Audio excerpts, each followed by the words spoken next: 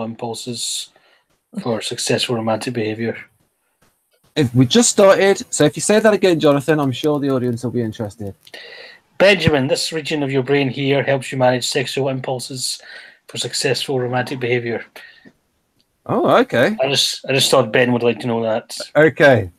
All these in jokes. According to Dario and Nardi. About my instinctual stacking. Yes. Right. Anyway. So, we have here, we can go through the people and their best fit type. So we have Bradley here. What's your best fit type, Bradley? Best fit MBTI type INFP. Best fit Socionics type to be determined. Ooh. But let's go with EI for now. Okay. Jonathan's muted, so we'll come back to him later. Oh, he's unmuted. So, Jonathan, what is your best fit? Oh, yeah. Oh, also, Bradley, what's your best fit type in Enneagram? Oh, Enneagram type 5. We'll get into that later. Yeah. Okay. Jonathan, what are your types? Your type patterns? Well, my best fit type is the best type, of course, INFJ. Yep.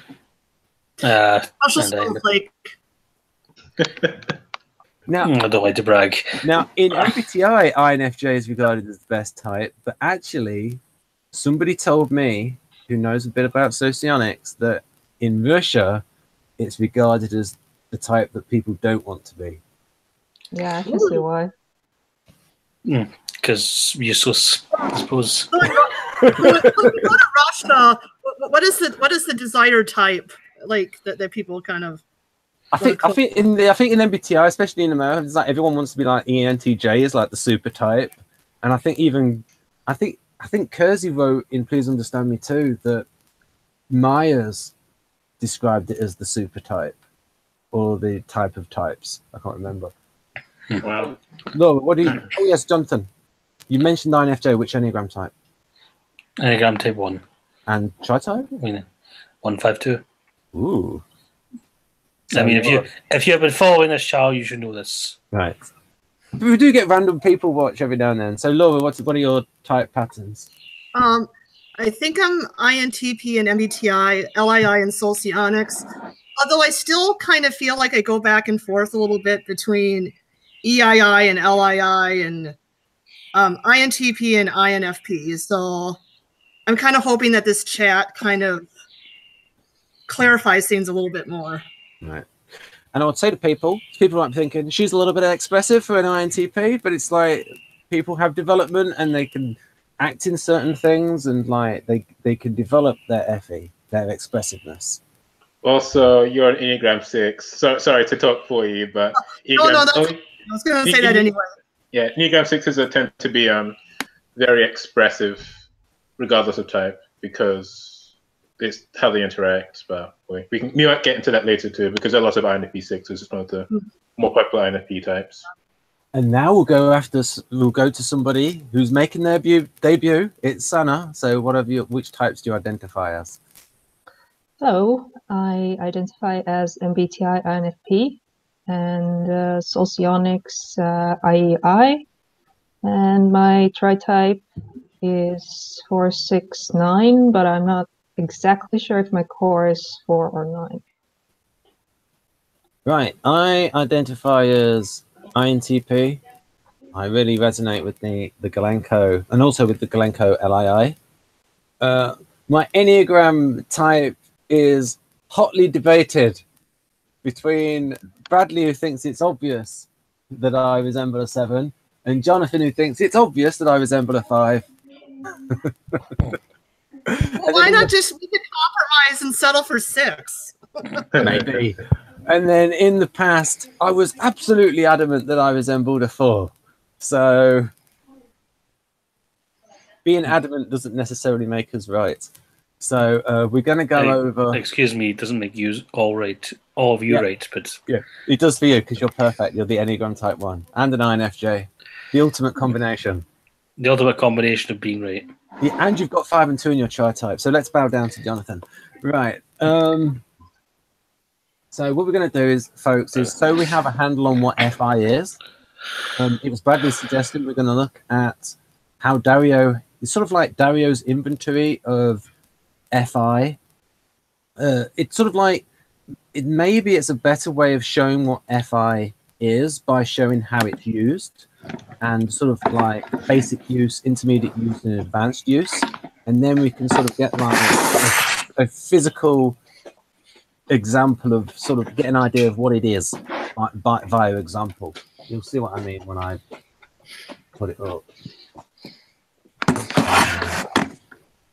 Oh right, yeah. So Dario has defined it by talking about things such as staying true to who you are, and where is it? I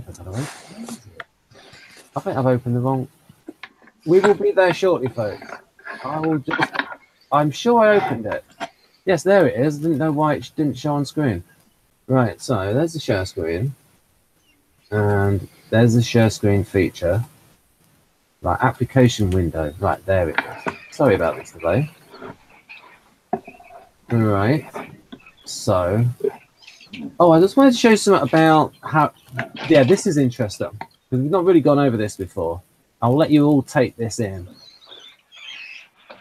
Now, this is from Dario's book, 8 Keys to Self-Leadership. And really, I shouldn't be showing bits from his book. So please buy the book, because I really shouldn't be breaking copyright like this. Oh, we won't tell anybody.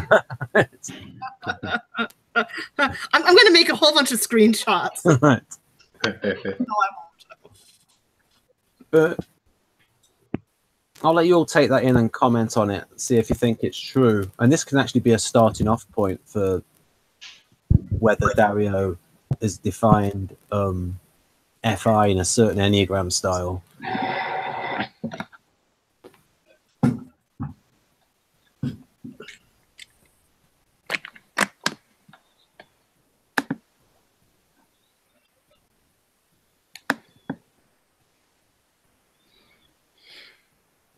All right, he makes a very good point about in the yellow, the very first full paragraph at the top of the page.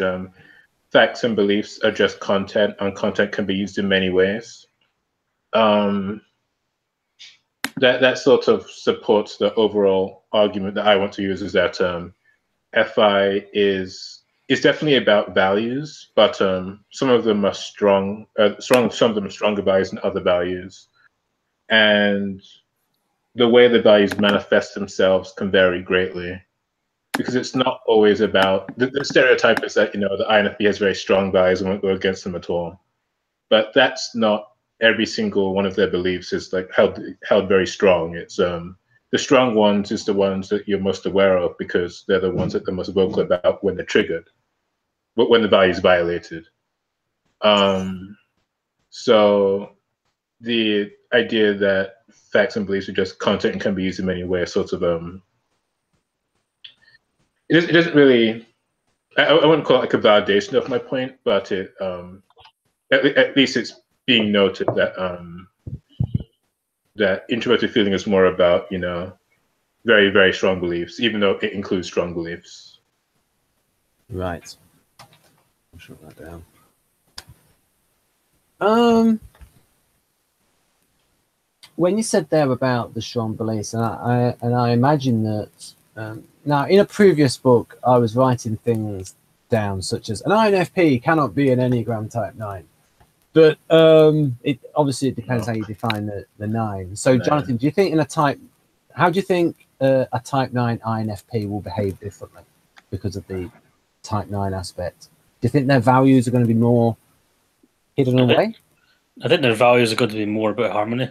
That's all. Just more about having peace and not being judgmental, that sort of things. I don't think it's that unusual for an INFP to be 9. If they were a 3 or something, that would be totally different. But I'd say 4, 6, and 9 are the most likely combinations. Yeah, I agree with that. From the point of view of Kersey temperament theory and Linda Barron's, Kersey called it accommodator, their interaction style, and Linda Barron's would put it behind the scenes. And I suppose, E9 is quite accommodator. And so the idea, I'll give people the 4 types that are accommodators according to Kersey. So you got, and there's one for each Kersey temperament: INFP, INTP, ISFP, and ISFJ. are meant to be accommodating. And I suppose ISFP is accommodating for an SP. But all the other ones are you know, quite accommodating. INTP, INFP, and ISFJ. Jonathan, what do you think of that page there? 1 second.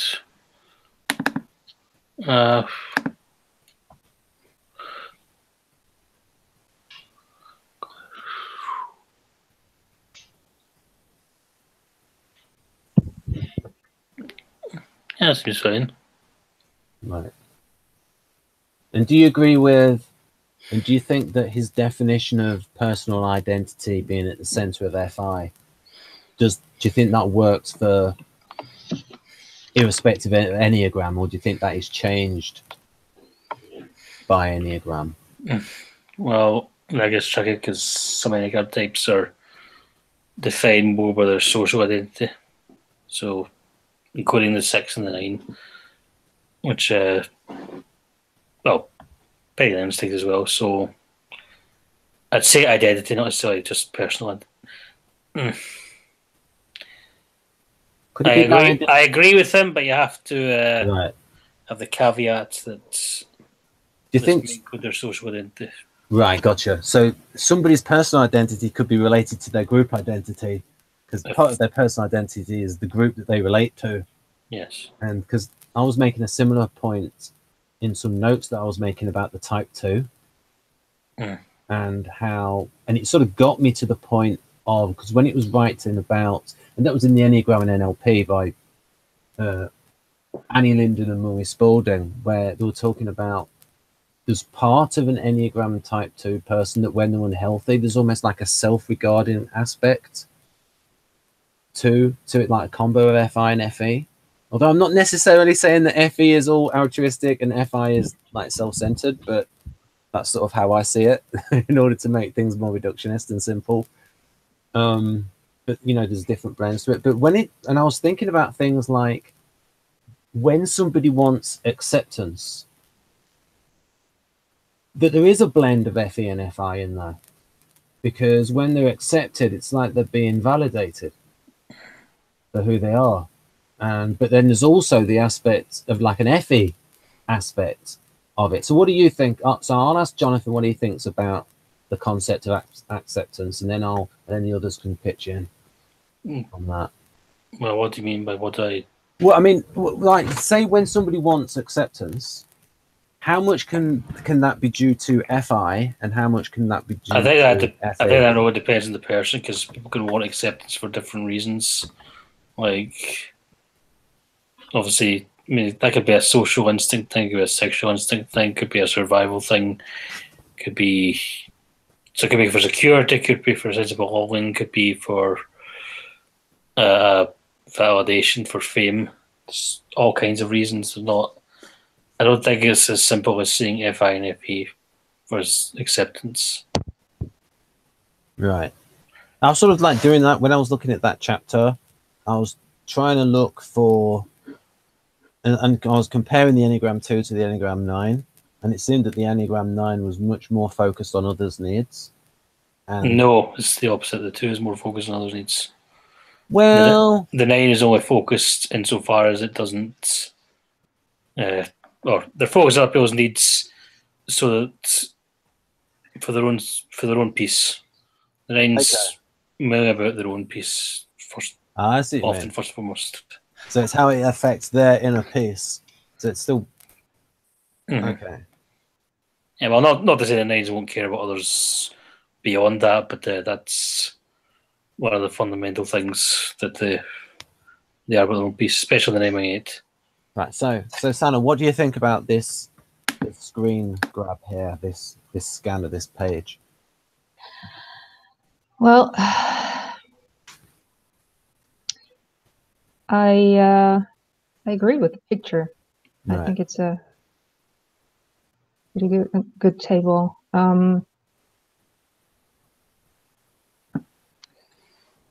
I think FI is kind of difficult to define, at least the MBTI version. Yeah. And there are many attempts made, and they usually fall short in some way. So, yeah. Do you think that the way Dario's defined it here, although maybe I'll ask you when we actually get to the inventory, we can sort of like have, so if we have a look at the inventory now, so this is like, this is meant to be like for measuring like the development of someone's FI. And so this is how I've scored myself. But what I did say is that the strength of my ticks was stronger in, say, the TI checklist than it was in this. So it's like, even though I ticked these boxes, it's a bigger tick for when I was looking at another. And then when I asked Dario about this, he said that it can depend on culture. If a culture's more individualist, then people will score heavier on the way he defines FI. Yeah, makes sense. I agree. Well, if you want to get more specific and fair, you could say that he might define FI nowadays in terms of the brain scans. So if I can find, there we go. Yeah, he actually talks all about listening when he in his book. I'll try and find that. I'll try and find that that graphic. Oh.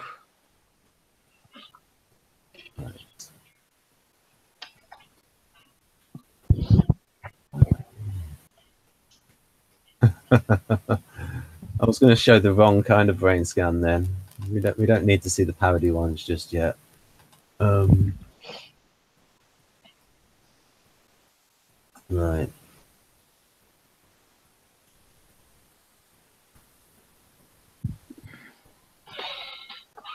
I'm just going to drag it across into the box. Yeah. And then we can see what Jonathan's referring to. So if we turn to Dario's sort of like EEG map of different regions of the neocortex and how they're associated with aiding a particular processes that correlate roughly to the functions. So, for example, yeah, go on, Jonathan, if you want to explain it. Yeah, I just find it interesting when he talks about FI, he treats it a bit differently from the other ones, because he really just almost all of it is about how FI types listen, and they listen in a holistic way. The show activities in the areas that and to do with the language, including diction, grammar, and voice tone. They carefully compose their own speech and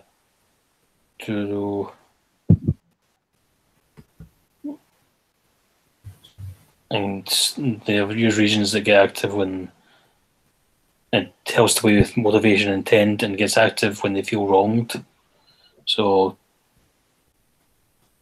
basically most of it is about listening, with a small bit here about the user region of the brain that's ranks things by importance and what's more or less worthwhile, and personal values. But it just, and some stuff about visual and kinesthetic regions, but it's mostly and strong decision making. Yeah, but it's mostly about listening. That's the interesting takeaway from this. Right, there we go. Eventually I got there. So is that pretty much it, Jonathan? Is that the right graphic? Yeah, I would say so. Yeah. So what I did with this, folks, is I went through the chapters, and well, actually it was the same chapter, but that's the section within the chapter, and so it's not coloured like this in the actual book. So on the section on TI, it said things like, oh, these regions are active, F3, F4, P3, and P4. So I thought, okay, I'll colour those as blue for TI. And then that's how it got coloured like that. So if anybody says, oh, have you just decided it does those things? No, it's based on what's written in the book.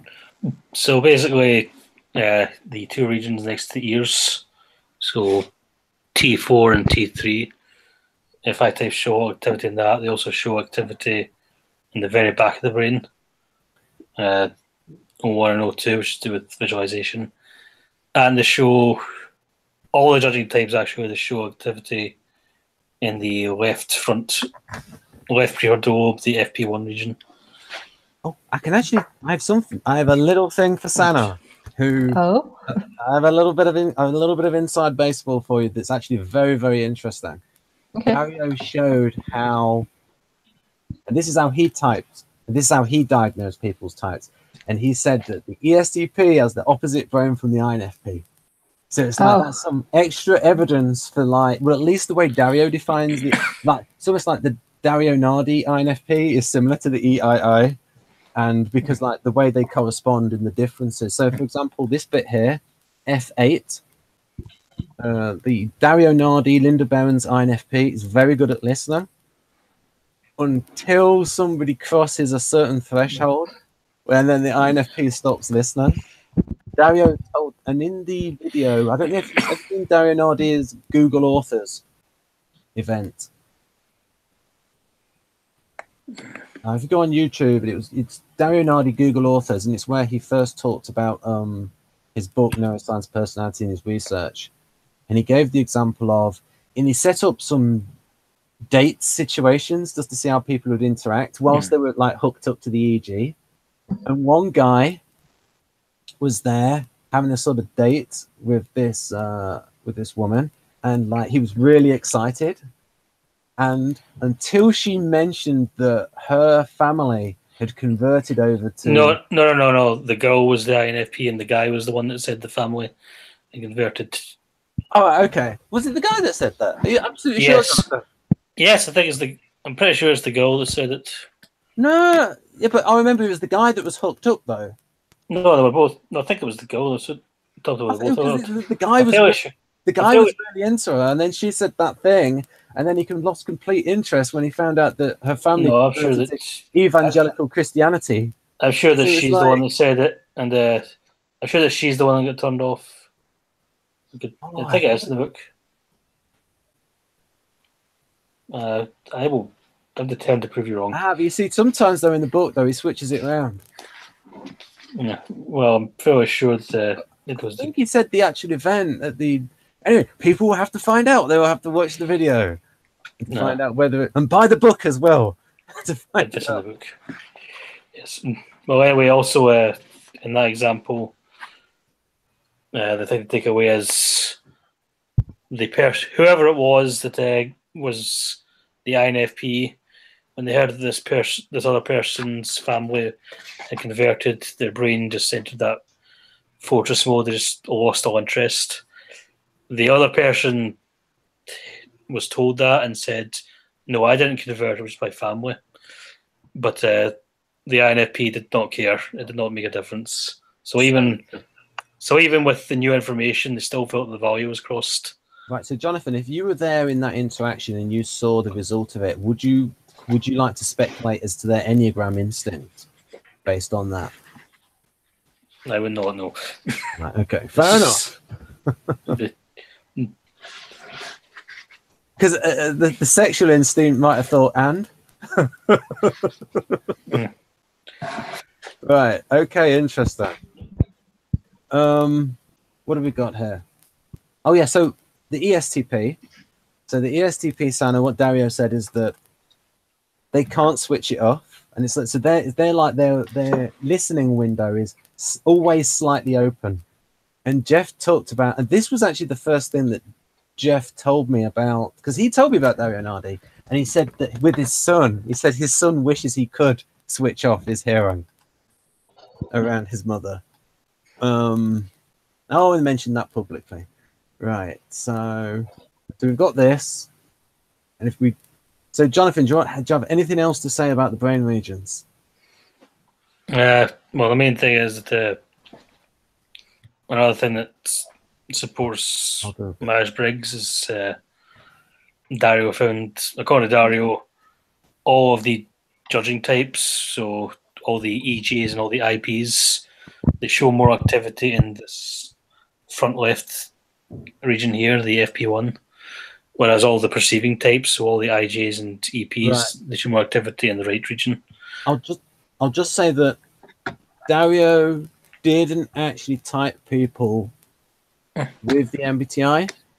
He sort of used... Yeah, he used a process. Yeah, he used the process. He also used in the back of the book. He actually says the test that he used, and then there was other methods as well, such as temperament. He used temperament, interaction style, and he also used. And then he says at the back of the book which test he used originally. It was something like the core strength indicator or something. So it wasn't the MBTI. And then, so based on that, he would then give people 3 or 4 profiles, and it would be like a self-discovery process. And it was like, and he would only sort of like wanted to use people in the study that he was pretty sure that they really resembled that type, so as not to muck up his results. So, Jonathan, what are you smiling at? Yes, it was a girl. So the girl, which one was the girl? I think, unless I'm reading it wrong.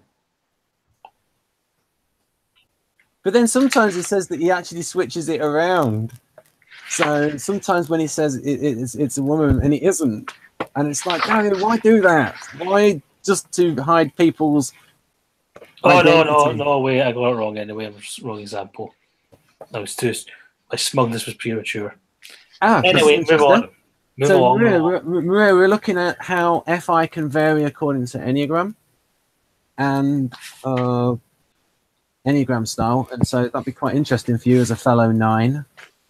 Who else is 9? I think Bradley. No, Bradley is insistent he's not a 9.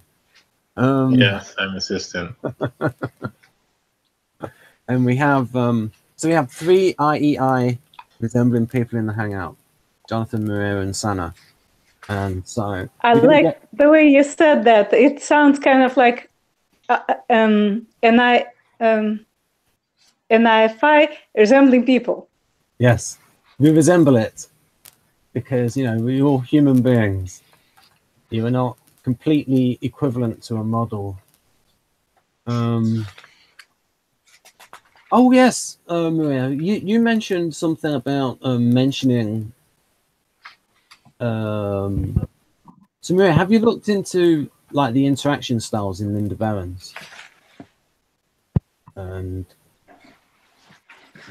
well, not quite. So I'll pass on that. Okay, fair enough. All right. So I will try and get back to the inventory. Usually we're more disciplined than this. No, we're not. I just set you up with that one. Right. I'll set you up, you knock them out the park. Yeah. Right. So we'll go to the first category and we'll see how people relate to this. Mm-hmm. And we can go to Sana at the end because she's new to these Hangouts.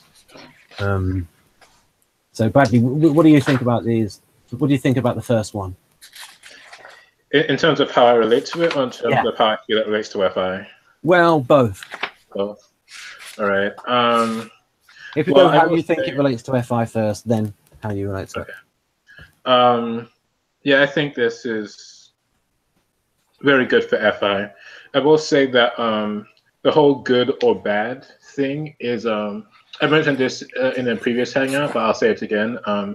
It's more of a gradient. It's not always binary, or it's not always like a yes or no, good or bad. Sometimes it's like how bad, how good. I think better or worse would be a better terminology to use, because I mean, apparently the stereotype is that, you know, INFPs tend to see the world in black and white.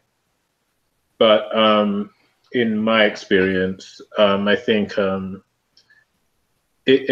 or bad are good explanations or descriptions, but since everything's relative, you need basically to know something is good, have an opinion of something being good, you need to know what bad is. So it's like good relative to bad. I have a quote from Shakespeare that ENTPs might like. There is nothing good or bad, but thinking makes it so. That's actually, well, that's from Hamlet, and it's a bit. It's not really being serious. Yes, yes. It's more, if you know the context, you can tell he's kind of just making fun of Rosencrantz and Guildenstern. Yeah. Yes, I'm showing my culture side. So very good. Very nice. We actually did a video with Maria, and Maria and Jonathan were the stars in that, where it was like how a writer's Jungian, how a writer's personality type can affect their work, and it was about 3 or 4 hours long. So I recommend that. So Jonathan, I'll ask you, what do you think about that first one? Feel strongly that something is good or bad. You E1 you. Well, I do.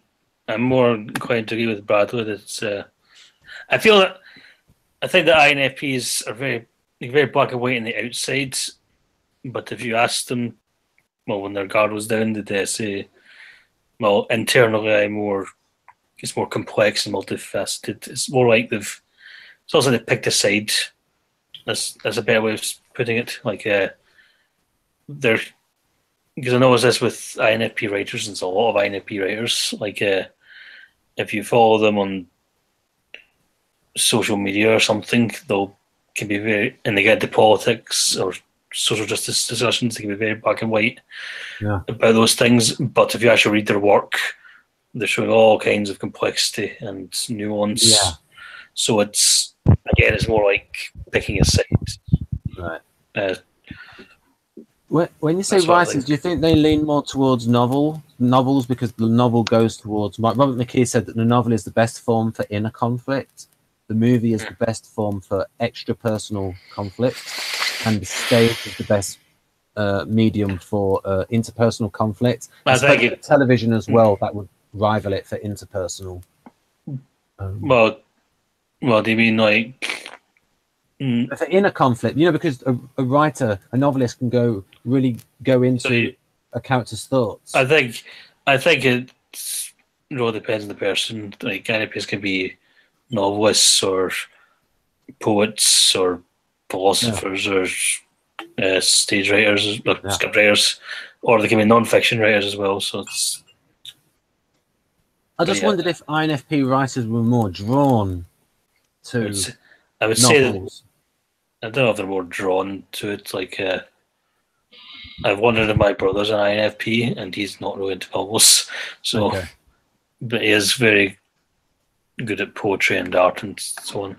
So what we can do is we can just go across. So the next person is Laura. What do you think about that top one? Feel strongly that something is good or bad? Well, I kind of agreed with what Bradley said about that. I think it's very much a gradient, and I think most of the time something is not totally good or bad. It might be mostly good, it might be mostly bad. And I think it's also highly dependent on the context. Yeah. Like in one context, something could be really good, and another context, it might not be good. And certain that is a very good point there, Laura, because that made me think of something. So, for example, both ESTP and ENTP can have a problem with appropriate behavior, but I suppose ENTPs sometimes they can transcontextually think, well, if that behavior is okay in this situation, why isn't it okay in that situation? And I don't know if you've noticed that, Laura. Yeah. How do you think ENTPs and ESTPs differ in terms of their perception of appropriateness and appropriate behavior? You mean between each other or between other types? Yeah, compared to, because like they're both FI break, but they're obviously different in their functions. Well, I think sometimes they don't always have that awareness of appropriateness across different contexts. Or maybe sometimes the ESTP is aware, but they don't necessarily care, and there's an overriding. You're kind of like, well, this thing, why is this offensive? It didn't seem to offend that person. So then they say the same thing to somebody else, and it offends them, and they're like, well, why are you so butthurt? I mean, something like that, maybe. Yeah, I don't like that phrase "butthurt" because it's like that's used by somebody to like put somebody down who's got feelings. Look, I've got the right. Oh yes, I can give you an example of that. The character of Lewis in Homicide: Life on the Street, when his partner was attacked and he was almost killed, and he says, I've got my right to have my feelings about that. I was almost killed. So don't like being told butthurt if someone's upset. So Maria's got her mic off at the moment. So what do you think about that top one, Sana? Well, yes, yes, and yes. Okay. I definitely identify with all of them quite strongly. When it comes to good and bad, kind of a paradox, because I feel like I have a strong sense of that, but I'm also aware that it's always subjective and there are always different points of view. So somehow they coexist. I don't think that it's black and white at all. Right. Jonathan, have you got any questions for Sana that could help to differentiate between, because she does identify as INFP in MBTI and as IEI, NIFX in Socionics. And I just wondered if there's any particular questions you could ask Well, to like how investigate that. how do you relate to extroverted feeling? Are you talking about MBTI or Socionics? Oh, either or, they're not. They're not too different. Those two. I would disagree with that. Okay, how do you think they're different, Sana? If you take us through how you see it.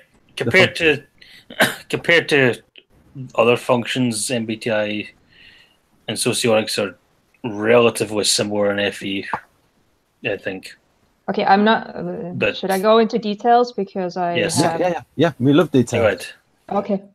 Well, personally, first of all, I do not identify with the MBTI FE pretty much at all, because it's always described as this kind of harmony-seeking function, and I'm very individualistic. While I can feel the emotional states of other people, I don't normally make or behave according to it. Like, I'm aware of it, but I don't really get lost in it. I feel I'm more MBTI FI in that sense. However, when it comes to Socionics FE, I think the beta FE is quite descriptive of what I do, because I am emotionally expressive if I'm in a company where I'm free to be myself. And I think there's a difference between the alpha FE and the beta FE. So I wouldn't say that I just identify with FE in general. I would say that I identify with the beta FE in particular. And I think the alpha FE is very similar to how MBTI FE is described in general. That's my view.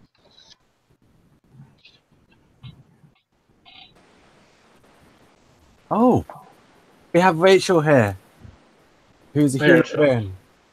And we are live at the moment, because sometimes she wants to know whether we are being recorded or not. And at the moment we are recording. We're talking about how introverted feeling can vary by Enneagram.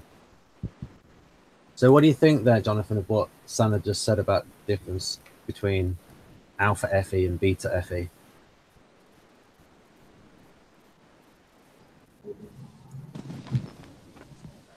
I think I'm FI break. Ooh. My FI is absolutely so, like, dangerously weak. Hi, guys. So you're back then, Jonathan. So what do you think now about what Sana said about the difference between... I was wondering what she said when she's allowed to, like, when she's allowed to be expressive or something. It's not. Sorry. Yeah, it was like you said, you're okay with being expressive when you're allowed to be, if you're part of a group where it's allowed or something like that. Yeah, probably used slightly wrong terms. It's not like, people don't allow me to do it. It's more like if I feel comfortable doing it, if the atmosphere is conducive to my expression, because I'm quite withdrawn by default. I don't really put myself forward at all. Do you mean expressing how you feel, or expressing like at all, really? I mean, you kind of have to ask me questions, for example, in this hangout to get me talking. I just don't volunteer. Okay. But I do need to express my emotions with those that are close to me. Okay. I think even that's kind of Socionics FI, because that is about interpersonal relations, and there's more of an emphasis in Socionics on with FI, the people who are closest to you. I disagree, because it's literally ethics of emotion. Well, Yeah, but it's about the emotional states of other people. Oh, I can do that. Relational ethics. Yeah. I'll just say for the audience. Yep. I'll just say for the audience, and I'll get everybody to get back. There's a theory in Socionics that FI, they call it ethics of relations, because it's like the person with FI, they have a feeling as to how the interaction is going. And so they have a feeling about the interaction, and they're able to base the sort of like the level of psychological distance based on how they feel about the interaction. Whereas FE is a little bit, and ethics of emotions is a little bit more towards reading the emotional state and attending to the emotional state in the other person, rather than how they feel about how the interaction is going. Is that a fair explanation, Jonathan? Yes. Right. And I kind of relate a lot to both sides of that. I mean, I'm kind of going back and forth between what other people feel and then relating that back to how I feel personally. So it's kind of a lot of back and forth. Yeah. I mean, I was lucky that I'm fairly sure my brother is an introverted feeling type. So when I was trying to figure out my type, I realized that he was like that, and I realized also that annoyed the hell out of me. So it was easier for me to see. Obviously, this is Myers-Briggs, not necessarily Socionics, if you want to make that distinction. But I think I mean, I agree with you. I think FI-FE, when you're typing yourself or typing others, I think that's like one of the most differences, which is like the most apparent. Is I think FI preference people really do not get along with FE preference people, and vice versa. I think my brother, who I type as ESTP, even growing up, he'd always be like, when I did something, that was what I wanted to do, he'd be like, no one else is doing that, read the room, sort of thing. And I was like, I don't care what they're doing, I want to do it.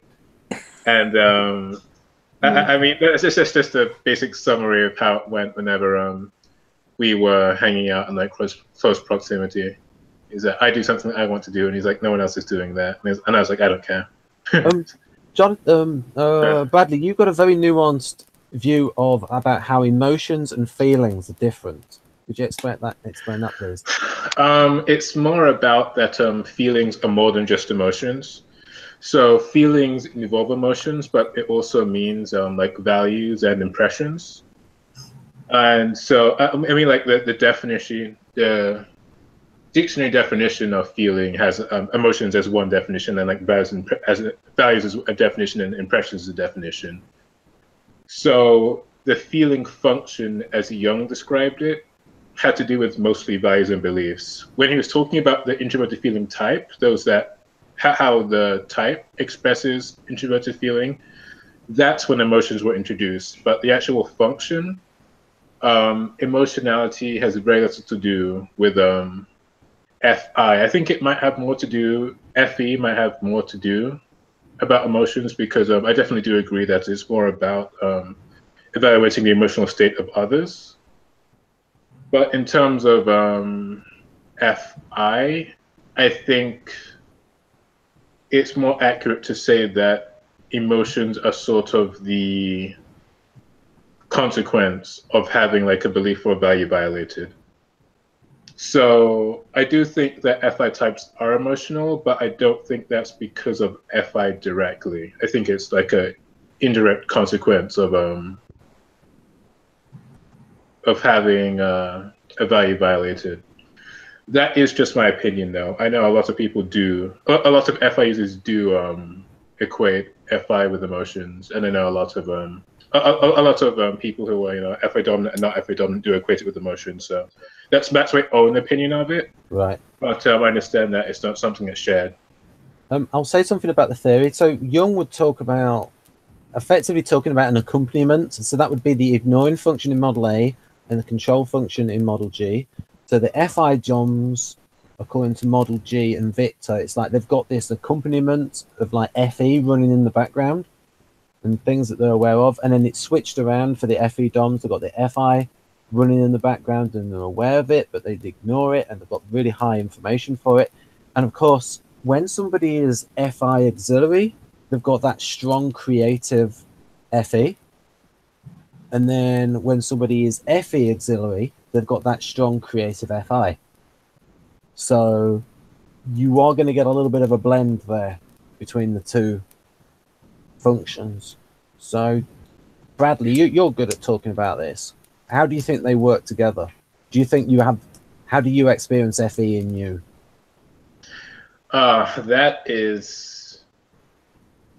That's a hard question. That's a very, very hard question. But this is a good question, so I'll try and explain it the best I can.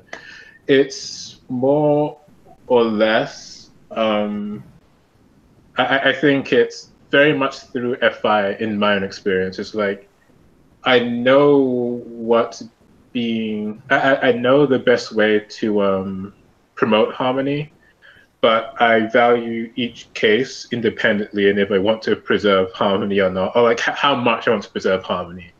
So do I want to actively contribute to like the harmonies? If you want to call FE harmony, which I will in this instance, it's very much like how much I want to contribute to harmony. It's like, do I want to be an active participant in it?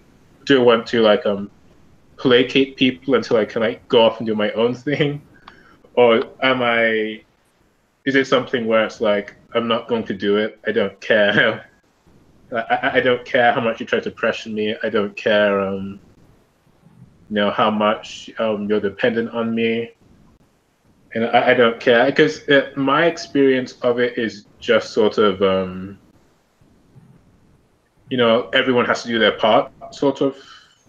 FE is sort of, I know it's a lot more than that, but how I experience it, why I get into trouble with it is sort of, everyone doing their part sort of thing. And that sort of FE use isn't, it is FE use. It's not necessarily healthy or ideal FE use, but that sort of peer pressuring is something I very much equate to extroverted feeling. And that's, the original question was, how do I view FE or how do I use FE? Can you remind me? Well, I mean, both. I mean, if you give us both angles on that, that will help. Okay. Well, the short answer is that I don't use FE. But it's more like I'm cognizant of FE and others. So if it's someone who I value so much, I think, I like them. I don't agree with what they're doing, but I like them enough to placate them or commit to their what they want that needs doing. Then it's not really FE at that point. It's just FI.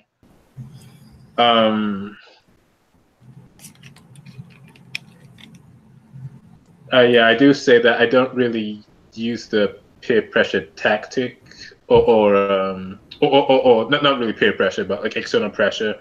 Like, I'm not really trying to list all the reasons why I think someone should do something. It's more like, well, another thing is that I'm also Enneagram 5, so I also identify as Enneagram 5, so I also don't like to ask people to do things because I think that it will require me to do something in return. I'm very much sensitive to the idea of like reciprocal giving, like you scratch my back, I'll scratch yours sort of thing. And it's like something I'm always expecting from people, regardless of their an FJ or an FE user or not. So that sort of complicates my relationship with feelers in general, but FE specifically because it's always very active in promoting harmony, whereas FI is more situational. Did I answer the question well enough, or is it something you want me to explain further? How do you think, I don't know if you want to talk about it live on air, but do you think your experience with certain relatives who are heavy FE users and maybe have used the FE with the extroverted sensor may have put you off it? No, not really, because well, I will say that most of my relatives are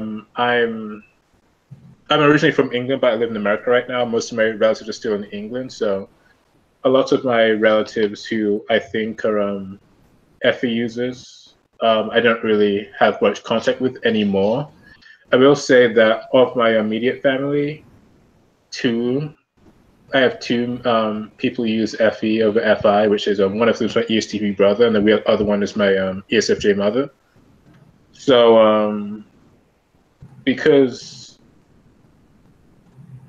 I tend to, I'm a dominant. Me and my mom are the only dominant feelers in our immediate family, so I tend to be very sympathetic to her attempts to get people to get along.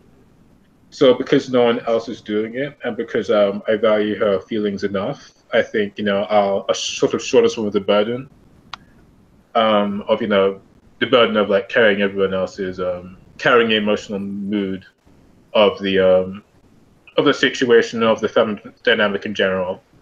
So very, very much when it comes to my own immediate family, I'm very much of the opinion that FE is definitely positive in getting people who are not necessarily focused on promoting harmony to get them to keep the balance of FE promoting harmony and non-FE I'm doing whatever I want when I want to do it. I'm very much sympathetic to what she's trying to do, so I'm more likely to help her do it. In terms of my ESTP brother, it's more like he tries to use FE to manipulate me, but it doesn't work because I know what he's doing. So I'm not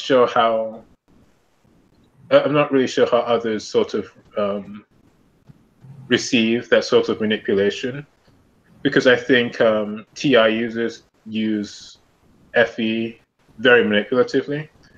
So I personally I never really quote fall for any of the ESTP sort of FE trickery.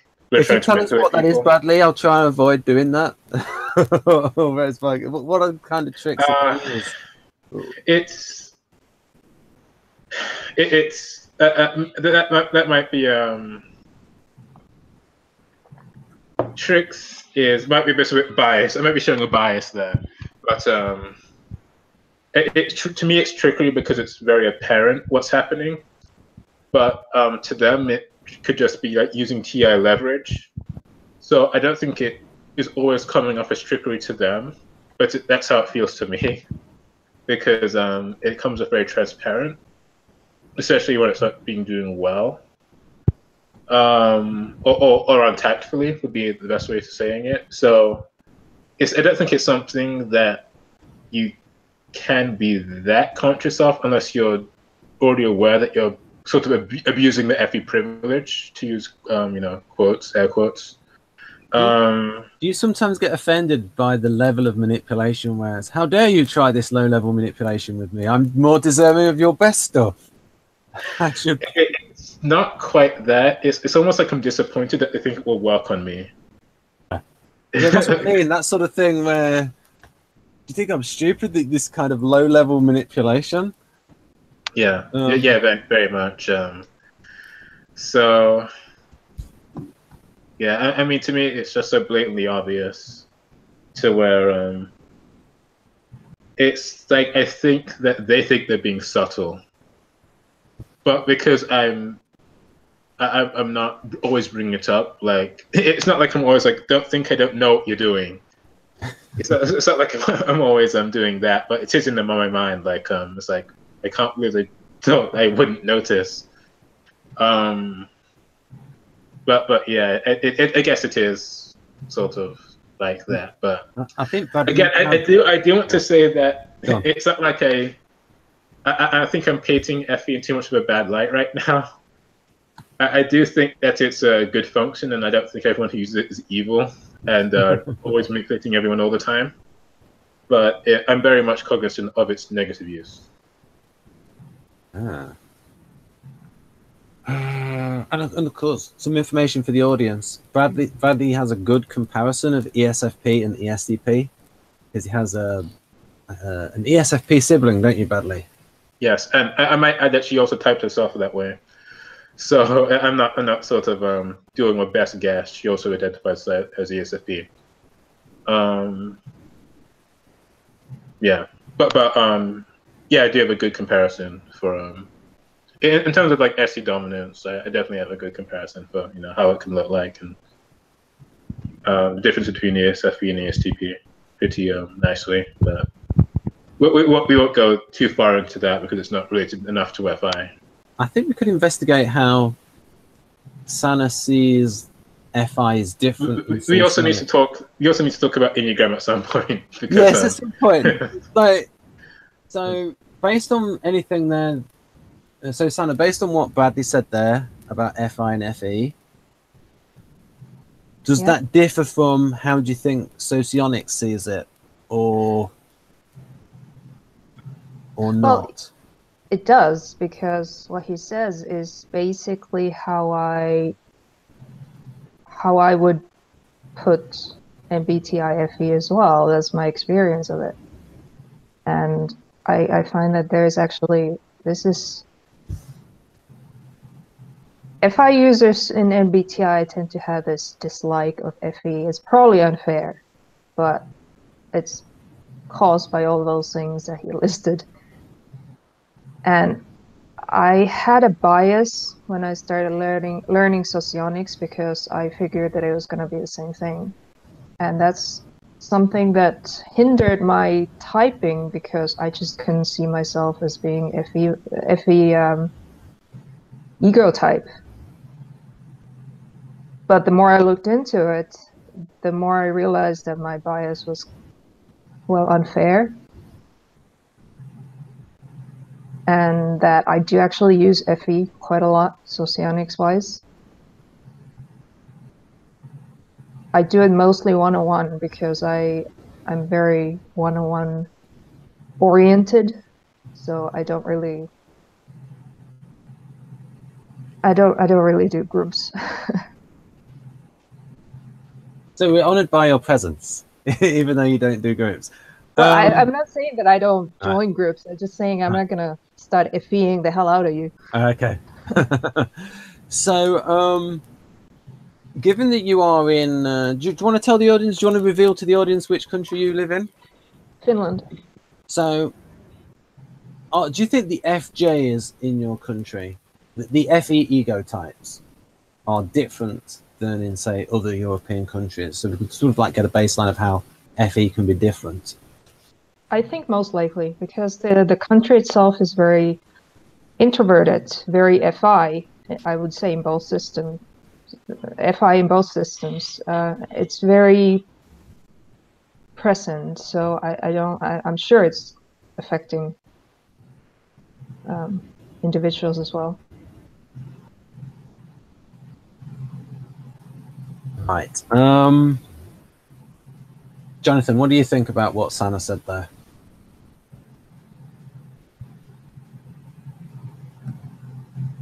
Is there anything like... I don't have anything to add, really. Right, okay. So we'll go back to the list then. Laura, have you got anything to add? Not really. Right. Okay. Right. Oh, that's interesting. What about those two in the middle, especially the top one? Identify and defend what somebody truly wants. Oh, wait, did we do the ones above that? Oh yeah, sorry, yeah, Your yeah. So what do you concept? think about those, Laura? I definitely listen to my conscience. So that's very important for me. It's kind of always something I'm thinking about. Remain true to what you want for yourself. Yes, I try to. The others part, well, I mean, if I know what others want, I will try to support them, as long as it's reasonable to do so. But I guess sometimes, and this is why I'm having trouble with like the FI versus FE, because I am very harmony focused. And if like what I really want for myself is going to put me at odds with other people, I may not always pursue what I want in their presence. Depending on what it is exactly. And it went silent. Can you hear me? Yep. Yeah. You just suddenly stopped. Okay.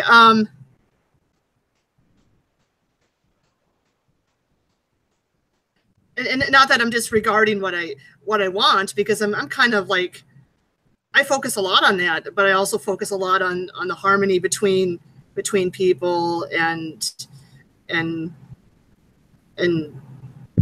guess trying to make sure everybody gets what they want.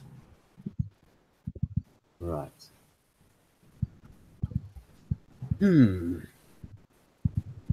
Identify and defend what someone truly wants. So, Bradley, what do you think about the net? Okay. That's a pity about you, Jonathan. Oh, no. You might be back, you might not. Might have to go, sorry. Right. So, Bradley, what do you think about... Are there some extra... have you gone through the first three, Bradley? Is there anyone you'd like to comment on? I mean, not really. I think I will say that all three of these are very good for defining what FI is. I think the second one on part one, keep listening to your conscience for making daily choices, is it's hard to imagine that there are people out there who aren't doing this.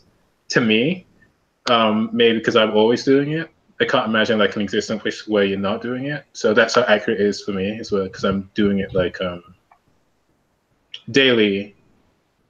I'll go as far to say like on an hourly basis. I'm doing this.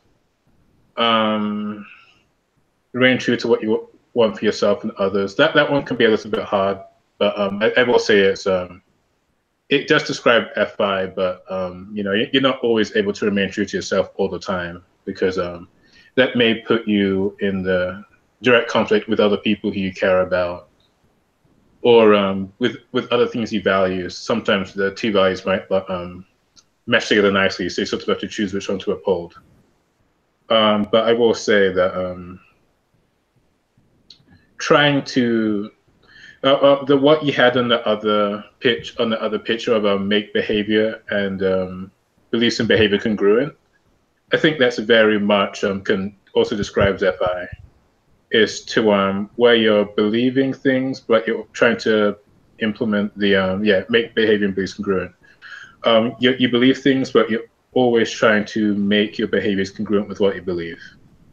So I think that works better than staying true to who you really are, because I think that sounds a bit loaded and a bit too Enneagram 4-ish.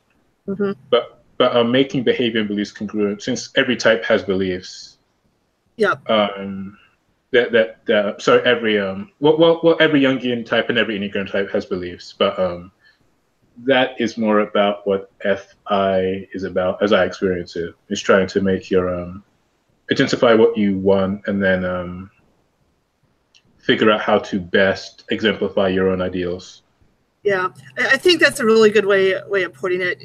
I mean, sometimes I read these FI descriptions and it's almost like, I don't know, they wrongly depict FI as like being really selfish, kind of like, I'm going to do what I want because it's true to me and I don't care if it's selfish, I don't care if it goes against what other people want and if it makes people upset, and I mean, I don't think most FI people are like that. I don't think they're selfish like that. I mean, correct me if I'm wrong. I mean, I think some people are like that, but it's not like I think every FI user in the world, yeah. I mean, obviously there are, just like there are some people who abuse FE, there's some like FI abusers as well who are like very self-centered. And yeah, I definitely think that most FI users aren't like that at all. Like FE people, all you do is please people. You're fake. You're inauthentic. I mean, then you get it from that side too, and it's like, right. Yeah. Yeah. So I mean, these are obviously negative stereotypes. Yeah. Yeah. So part two of this, I think, defending what someone truly wants. It might be more true of like ISFPs, because so I said ISFPs, right? Yeah, more true of ISFPs than INFPs because they're more active in general. Well, yeah, they're more. I mean, SPs are action oriented, so they're more likely to take a stance and have a stance and take action. I'm not sure if an INFP would necessarily do that, but I think that they can. Continually evaluate what is worth believing in, what's most important to you personally. Yeah, that's it. Kind of goes along with the keep listening to your conscience thing. Is yeah, I definitely agree with that. Mm-hmm. And then the first one, I kind of a question mark for that one too, because it's like I may not know what somebody truly wants if they're not telling me. And it's not like I go around asking people, what do you truly want? You know, it's just something that it's kind of a more personal thing. It's kind of something that maybe gradually comes up as you get to know somebody. And then it depends on what it is they want. If what they want is something that I think is morally wrong, you know, I may not defend that person. So, I mean, if what they want is kind of reasonable and if it's in line with my morals, then yeah, I'll defend it. But otherwise, it's like, you know, you're wrong, you know. Yeah, I think I think for the FI user, they might have their own ideal of what someone truly wants. So my sort of addition to that would be that maybe what they say they want is sort of not what they really want, but it's how they want to take action towards what they really want. So maybe like the FI user will try and like dig underneath what they're doing and try and get like the kernel of like the pureness of what they want, because you know how good people can have good intentions but do bad things. Yeah, I think FI user is probably more about the intention of the person when it comes to like what they truly want, and they because I think they spend so much time, they being me as well, they spend so much time trying to figure out what they want and what they believe. They're very sympathetic of those who are doing the same. Okay. Now, Ben, that's what FI means. So go on. Oh, Ben, it looks like on your notes you put at the beginning of part 2, I'm also not a great listener. Yeah. Care to elaborate on that? Well, this is one of these things where Dario noted that TPers, those with MBTI code TPers, are not necessarily the greatest listeners. So I think I was writing there about my score for FI. And so I've written some notes. My TI answers on page 104 match the way I think. In a conflict, my TI will win versus my FI. Most of the time, there is a synthesis or synergy, e.g. libertarian. These FI answers are not as strong as my TI answers. Could you just briefly show the TI questions? Okay. Right. Luckily, I have them all in here for the Hangout prepared with Catherine. So just to give an idea of what the functions are. So that's going to be SI. And so I just need to go up here a bit. That might be TE. No, that's TI, yeah. Okay. Okay, accurate. Right. Now, because I've recently completed the chapter, I can say what he means by leverage points. He basically just means using a theory to get some kind of advantage. So, for example, using, say, a typological theory in order to understand somebody better. And so there you could say that you're using it to gain leverage. So Dario sort of like always puts things in terms of his own functions. It's like, what is the practical benefit and how is it consistent with your values? I will ask you, Ben, because you're an INTP resembler. Yes. How well do you think this checklist describes TI? Because it's not one of Dario's valued functions, so he is sort of going on like secondhand, or he's probably more likely to use secondhand knowledge than like if he's to talk about TI or something. But do you think this describes TI pretty well?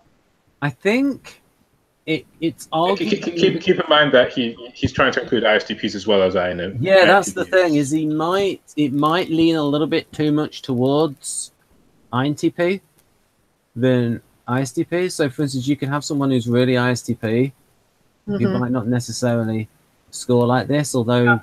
Well, the first time I read that one question, take apart something to figure out the principles on what it works. Yeah. Well, the thing is, like mechanical things, I don't take those things apart. Yeah.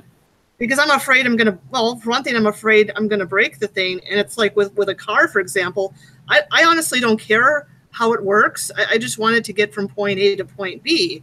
But with theories and stuff, yeah, I'm dissecting all those theories to death. Like Socionics and all that stuff, and looking at all the parts and how they cross compare to each other. So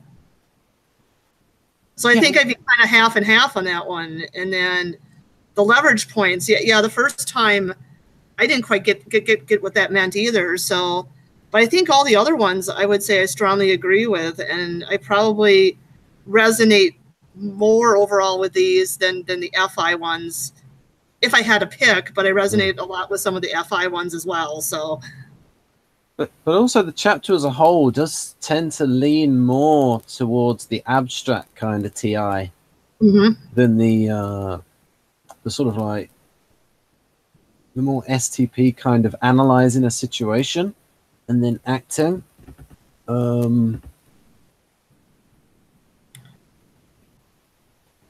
I think, Sammy, you've got some interesting thoughts on how ISTPs can be abstract and that maybe the descriptions are too one-sided.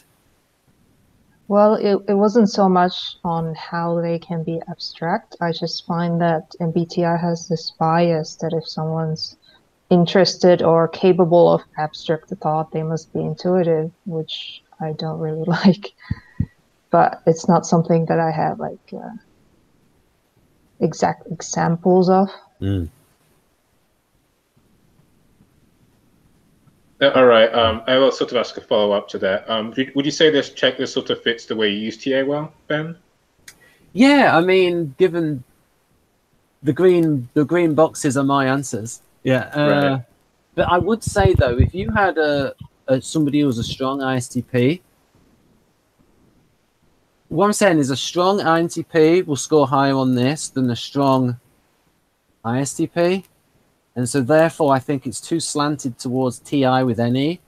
Yeah, well, like, for example, the easily reference multiple frameworks at one problem solving, that seems very TI plus NE, yeah. Yeah, I don't think TI plus SC, they maybe focus more on one at a time and trying to maximize that one, you know? And I suppose more of their intelligence would come through in their ability to improvise within all the specifics of the situation. And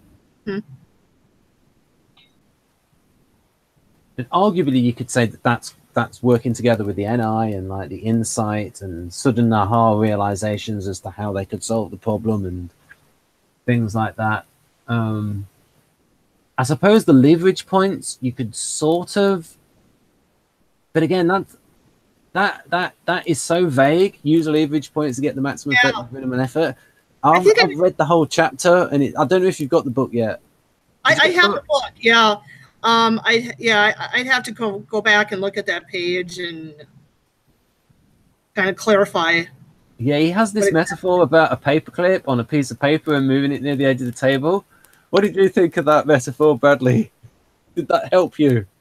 What is this paperclip? Yeah, say it one more time. Paperclip on the table. Yes, he had this idea. He was talking about leverage points, and he was talking about if you move a piece of paper near the edge of the table, and if you put the clip on various points, then this represents a leverage point. And that's fair. I mean, I don't think that's the best example, but it does get the point across well. It's like trying to figure out like where to put the paperclip. Yeah. And then he sort of like gives examples maybe the sort of thing you were talking about, people using TI and FE to be manipulative. And Dario was saying something like where exactly to put pressure or to make a certain point.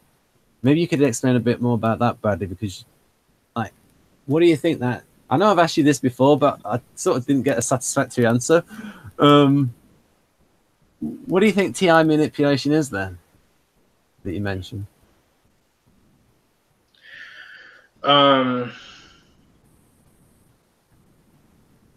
It's, I mean, the bluntest way I can put it is that TI is very concerned about how things work. But since people can be viewed as things, so it can mean that you're sort of taking someone apart. That's the TI part of it, but the sort of FE, let's just call it FE abuse, of that you're sort of using TI to take people apart, and then you're using FE to sort of pressure people to act in a way that your TI deems it necessary to. So it's like, it's not always a bad thing, but it's obviously more noticeable when it is bad or negative.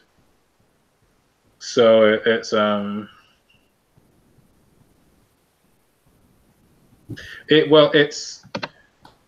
definitely a lot harder to detect in FJs because they're more subtle about using TI. I think TPs can very much be blunt. Well, T-types in general can be blunt and lack tact, but STPs especially can just sort of like take actions depending on what they think. They can view like the best course of action and like immediately take the action. So they don't always use FE in that way because they don't always think it's necessary to. But in terms of like an FJ, could be like using sort of like it's almost like bribing. It would be like one way to describe it. Sort of like I have this, like sort of giving a sort of like rewarding someone for doing what you want, except you don't make it clear that you want. Sometimes you can give the reward up front, and then like ask a favor after you give them the reward. So that's sort of how I view that. That might be very biased of me, but I sort of view like FITE as asking you up front. If you do this for me, I'll give you this. Right. But FETI is sort of like, I'm giving you this first. Right. And then being like, now that I've given you this, I have a favor to ask of you. That's sort of how I see it. I see, in terms of not so much manipulation, but as persuasion. Right. Aristotle wrote in the Rhetoric, he talked about the enthymeme, which is the rhetorical equivalent of the syllogism. And so with the syllogism, you've got premises which are absolutely true. And so from two premises, you can deduce a third thing. Now, the enthymeme has the same form as that, but the premises are things which are accepted by the listener. So, for instance, you could say something like, all men are created equal. So that that's arguably not the case. But if if you know that your audience believes that, then you can then say, well, the thing that you then want them to believe is consistent with that. And so it's like, well, you believe in A, therefore you should believe in B. And so you could say that that Martin Luther King Jr., the sort of premises that he used, and I think he already believed in these things anyway, because he was a minister. And so you could say in his rhetoric, it was based upon the Constitution and it was based upon his faith.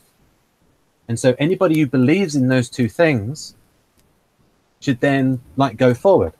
And that's why you had a lot of Christians involved in the abolition of slavery movement, because they had these principles of everyone being created equal and men and women were created free. And so you see this idea of like going ahead with the principles and how they follow forward. And so I suppose, but I don't see that as manipulative, is just that's persuasion by making the thing that you want them to persuade them of, and you know it's consistent with the things that they already believe in. That's not manipulation, that's just clarification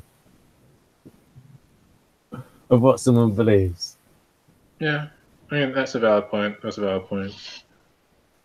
I'm sorry that we lost Jonathan, because yes, and then it made me think you should have mentioned Enneagram a bit more. yeah. Now I'm a bit hesitant to go on about Enneagram without Jonathan's, expertise about his in part two. It's an FI. I hope we didn't drive him out by not talking about the Enneagram enough. Oh no. He just wrote at the side, might have to go. Sorry, he has these. It's not. I don't think he was upset.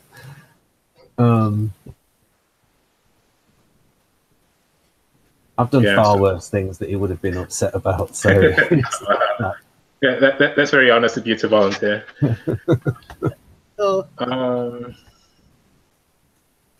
Yeah, so we might have to talk about. We might have to get back to FI. If we get back to the FI checklist, because I'm interested in how Sana sees the functions as different, as like what the particular differences are, say, in this.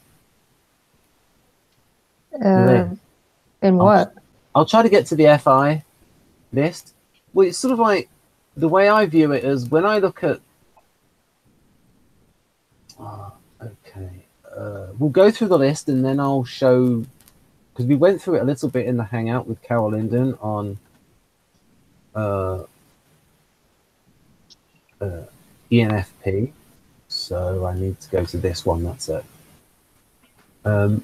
It's like it gets to the same result, but through a different method. And I can only sort of prove that, well, support my claim of that when I show you the correct graphic. So if we go through the rest of this, then I can, because I've got to get those graphics from a different folder that was used for a different Hangout. So what do you think about the rest of that, Bradley? Well, yeah, like part 3, I think is all very true for FI, and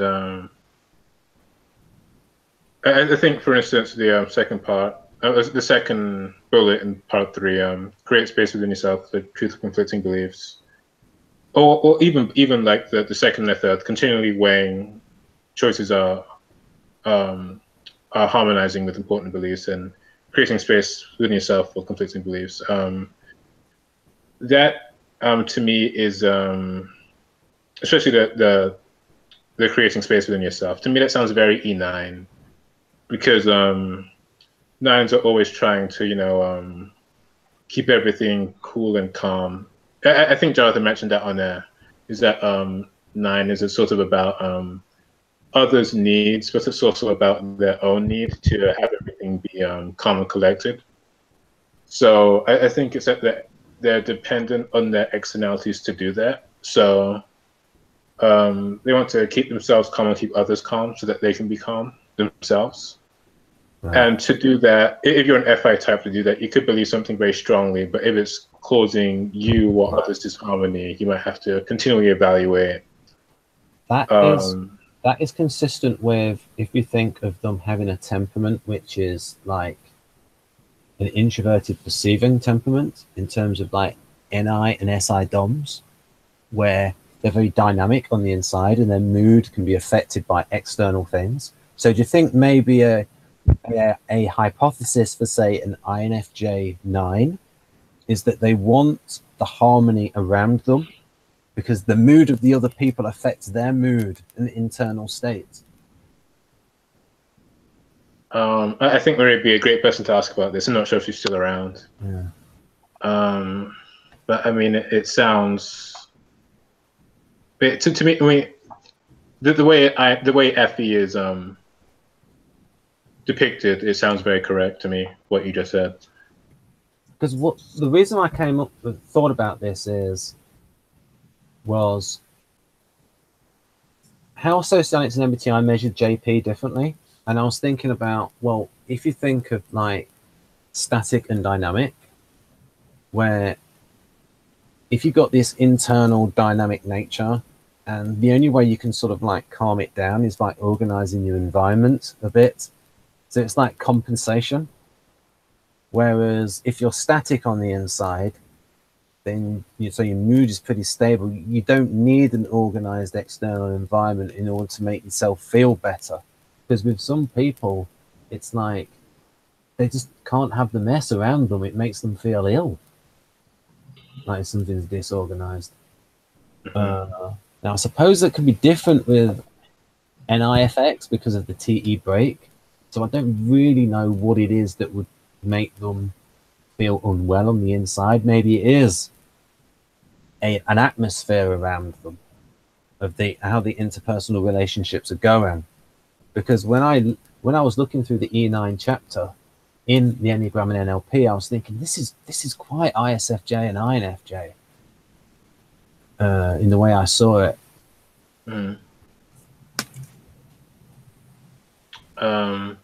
Yeah, I mean, it's hard for me to speak to that because, well, first of all, I'm not an FJ, and I mean, I'm not in my tri-type.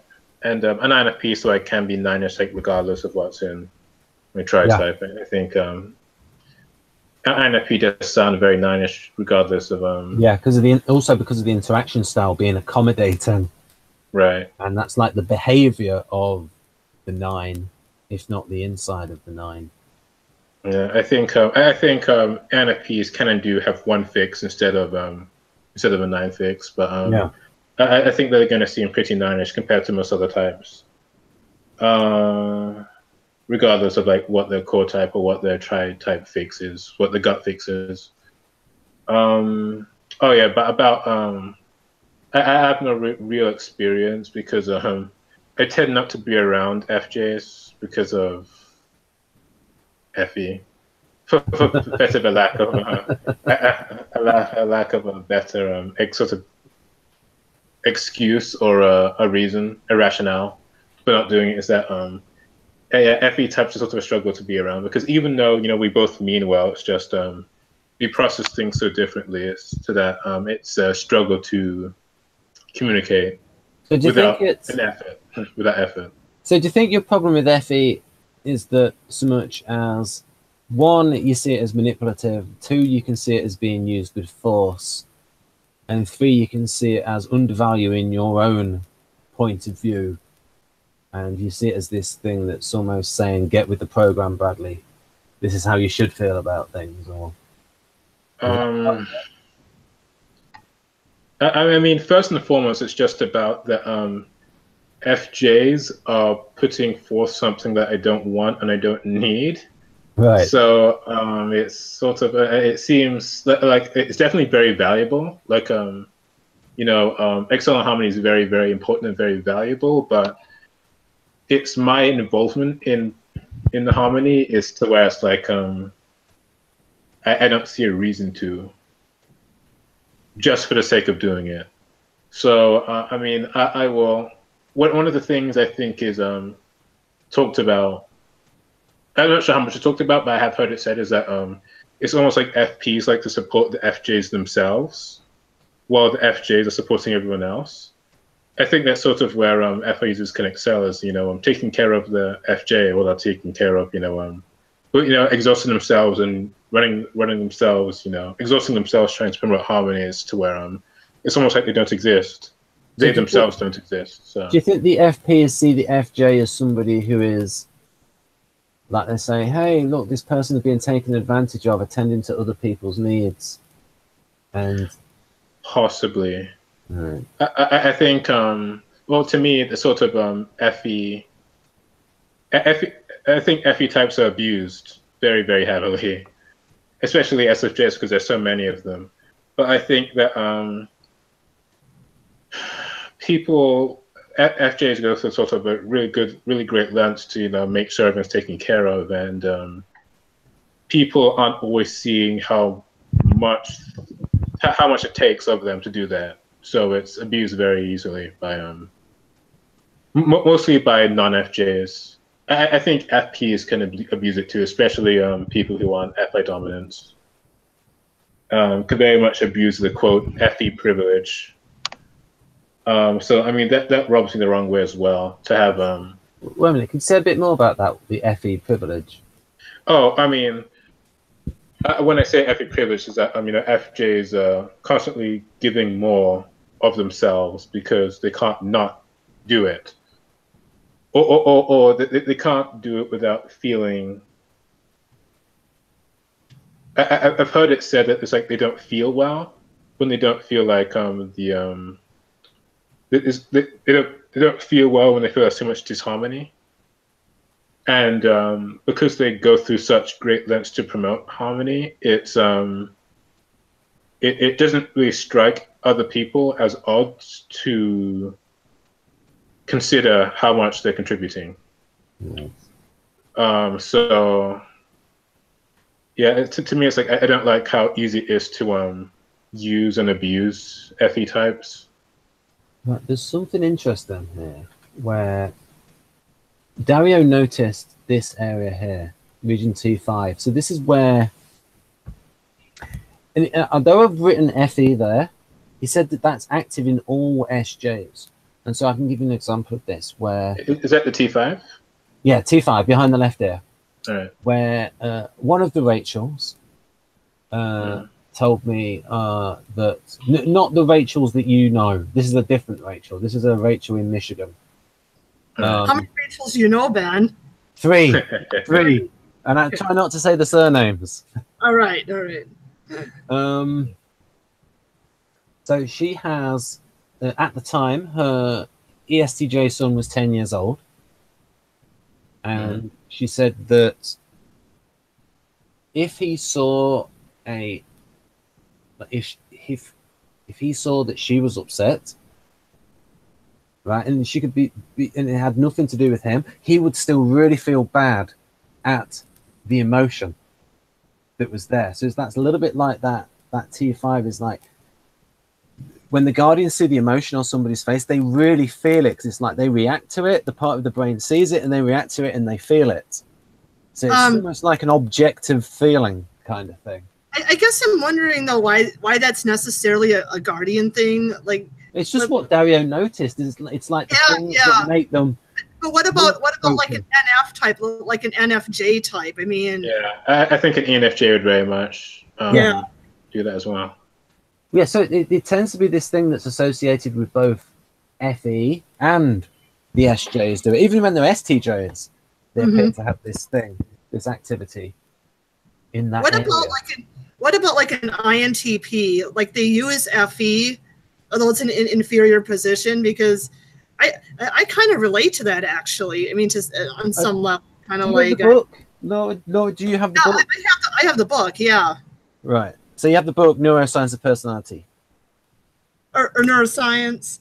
No, this is 8 Keys to Self-Leadership. Yeah, Jonathan's got the full set. He's got 8 Keys to Self-Leadership, Neuroscience of Personality, and the update to Neuroscience of Personality. So I can't show it on screen because Dario would kill me, but I will say what's there.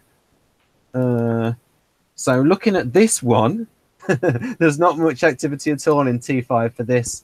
And he's sort of describing a super INTP who was like leads a team of chemists, and is somebody who is like old, but it's like there's not much activity going on in T5, but there's quite a lot of activity going on here in F8, which is like placing personal value, that sort of thing. So it looks like this particular kind of INTP that I'm looking at here is not really the most socially attentive to other people's feelings. Because there's not much activity for hear, voice, tone, and way intent. T3 for apply diction and past sentence. Well, INTPs already do that. There's a little bit of activity for that. What about F7? Infer by context. There's a little bit of this, really. Yeah, not really in this guy. There's not that much, but it can vary by person. I mean, if you have an INTP resembling person and they completely just stay in that academic world and they don't develop, you know, the other areas, then it won't develop. Whereas you've been in various, you probably developed that a bit more, Laura, through. Yeah, because like P4, for example, and like I'm very sensitive to people's voice tone. Like sometimes I'll wrongly accuse people like, oh, you're yelling at me, and they're just a little excited, you know, and I interpret it as like, oh, they're mad, you know, but like sometimes I'm not always sure of what people's intentions are unless they spell it out to me. Like I'll think like they're trying to be mean or something, and they're not, and I don't know if that comes with weak FE or if that's just being type 6 or something. Because I don't think most INTPs are type 6 or more likely to be type 5.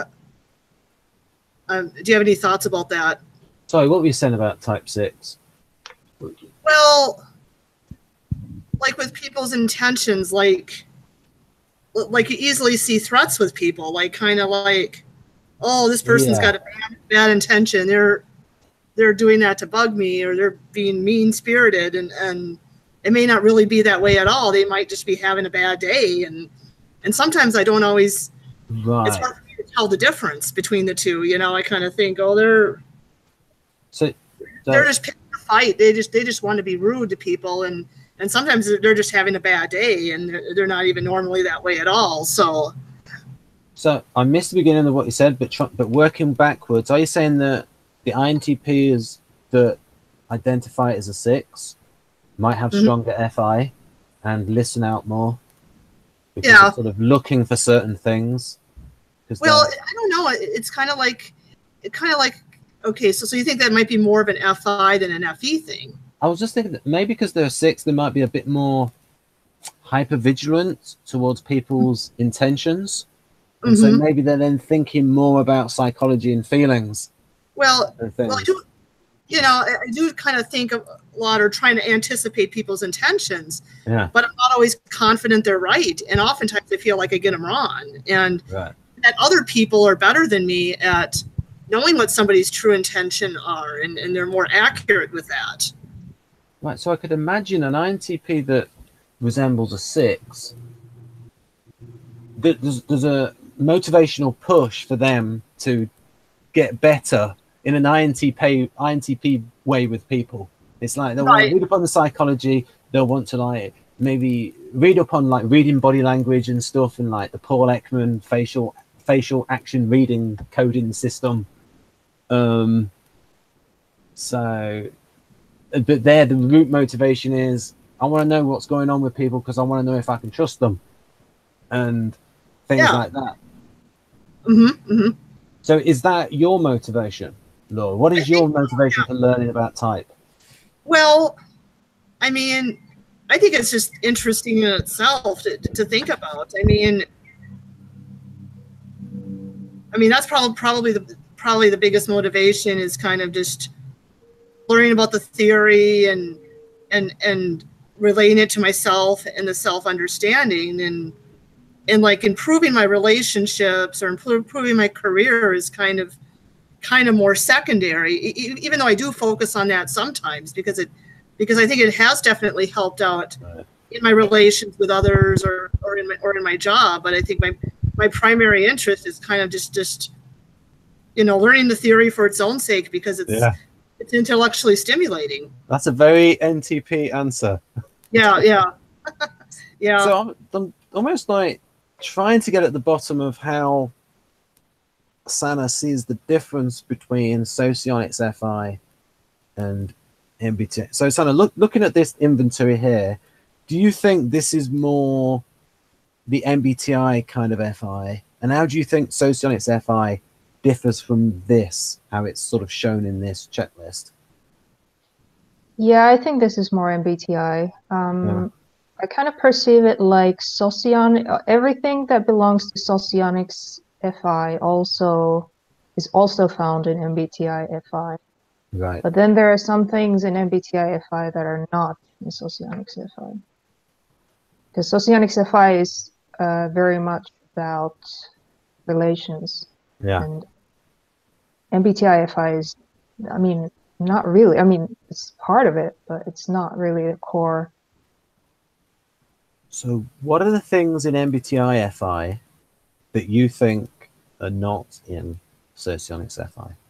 I think MBTI FI is very much about your identity and your sense of self, how you, it's very difficult to put into words. It's not so much about other people. Right. It's about yourself. Okay, I got, have you been to the Socionics website, wikisocion.net? Yeah. Right, good. That's my favorite one. That's the one I always advise people to go to because it's well organized. And so from there, I sort of use this for the Hangout so what is here, it's got the definition here of FI, and we can sort of go through this and see if you think this is a good definition.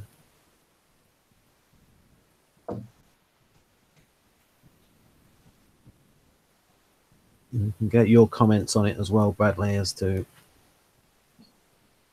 Well, yeah, this is the basic Socionics definition. Yeah. What's the question exactly? Well, I'm just gonna have a look through it myself to see if it mentions ethics. Okay. And things. Well, yeah, it does. Yeah. I mean, it is about judging things if things are good or bad. Because that's required in order to relate to people, to know who's close, who you want to be close to. Mm-hmm. Yeah, I think that's kind of how I see it. Like MBTI FI seems more about, okay, this is what I personally value. How am I going to stay true to those values? And Socionics FI is kind of more focused on relationships, like those one-on-one relationships, and how do I improve those, and how do I get close to those people. Right. This is what I'm sort of... Whereas MBTI FI, they don't really talk about relations with others that much. It's kind of more personal values. What I'm sort of getting at is, because now I know how to explain it better in terms of when I said before that it ends up at the same place. So in the actual description of the FI DOMs there underneath, it will talk about the personal ethics and stuff and the values, but it doesn't actually mention that in the actual definition of FI above. Well, I think that's what I said, that you need to have those personal ethics in order to judge people. Right. So it's kind of it's a requirement. Oh, I see what you're saying. So do you think so the values, it's not FI itself, but it's like an ingredient that the FI needs to... In Socionics, yeah. Right. So. Whereas the MBTI FI is like ethics of relations plus values? Yeah, I mean, MBTI FI can do the same thing that Socionics FI does, but it has a different focus, and I feel like it's kind of bigger, like it has more aspects to it. So which one has more aspects, the MBTI one or the Socionics one? In my opinion, the MBTI one, because I think everything that you find in Socionics FI is also but it's a slightly different focus, Right. and there is a little bit more to MBTI FI. Yeah, I think I mean the biggest difference here is that the people focus of I think the people focus of FE is present in both Socionics and MBTI. Yeah. But I think there's more of a people focus in Socionics FI than MBTI FI. I'll give you actually, although Jack Aaron is a bit of a rival, I think that his explanation of extroverted feeling was quite good, and he sort of said, and it was in one of these videos that he did about 5 years ago when he looked about 14. It was like one of those first ones that was in about 2013, and where he probably was about 18 at the time, and he was talking about, it says that extroverted feeling in socionics is about the ability to not just read the emotions in another person, but the ability to change the emotions in another person or group. Mm-hmm. So you get the same result in terms of being group focused, but the mechanism is through the reading of the emotions and the ability to change the emotions in other people. Also, it doesn't have to be a group. It can be one-on-one as well. Yeah. So. Yeah. Yeah, I should have added that. I think I said that in the definition that I may have misspoke. But yeah, you can change the emotions in an individual or group. Yeah. Right. Okay. So do you think you do that quite a lot, Sad? Or do you think you're more FE? One-on-one, your use of FE?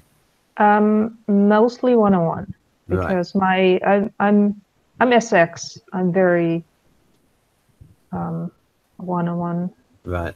by default. So yeah, I didn't see the FE in myself until I started thinking about it from that point of view, and then I realized exactly how much I do it. Right. Now, you told me what your second instinct was. Do you want to tell the audience what your second instinct is after? Yeah, I'm SXSP. Right. Do you think that makes you more reticent to, or do you think that's consistent with you being more reticent to not going towards groups? Yeah, I think so, because I have an SL blind spot. Right. I just don't care about it so much. Ah, that's interesting. How somebody can be like an FE. So this is where I'm excited now. This is like an interesting blend of FE ego type, but also SO blind spot. Yeah.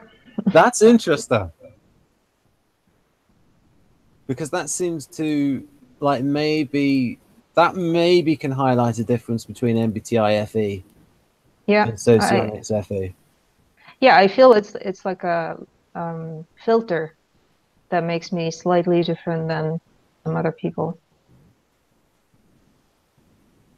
So you got SO blind spot, but also you're in Finland as well, which is not the highest FE value in country. So it's almost like you're all right there, Sonny. You don't have it's not like you're in Italy or And I agree, Italy is quite beta quadrant. Just ask the mafia. Yeah, I think Finland is pretty delta. Yeah, I think the mafia would say Game of Thrones. That's pretty tame. Right. I will also say that at least Wikisocion, the one thing I don't like about it is that it talks mostly, and I think too much, about how the functions manifest themselves inside of people. Yeah. And not about the functions themselves, because those are two greatly different things.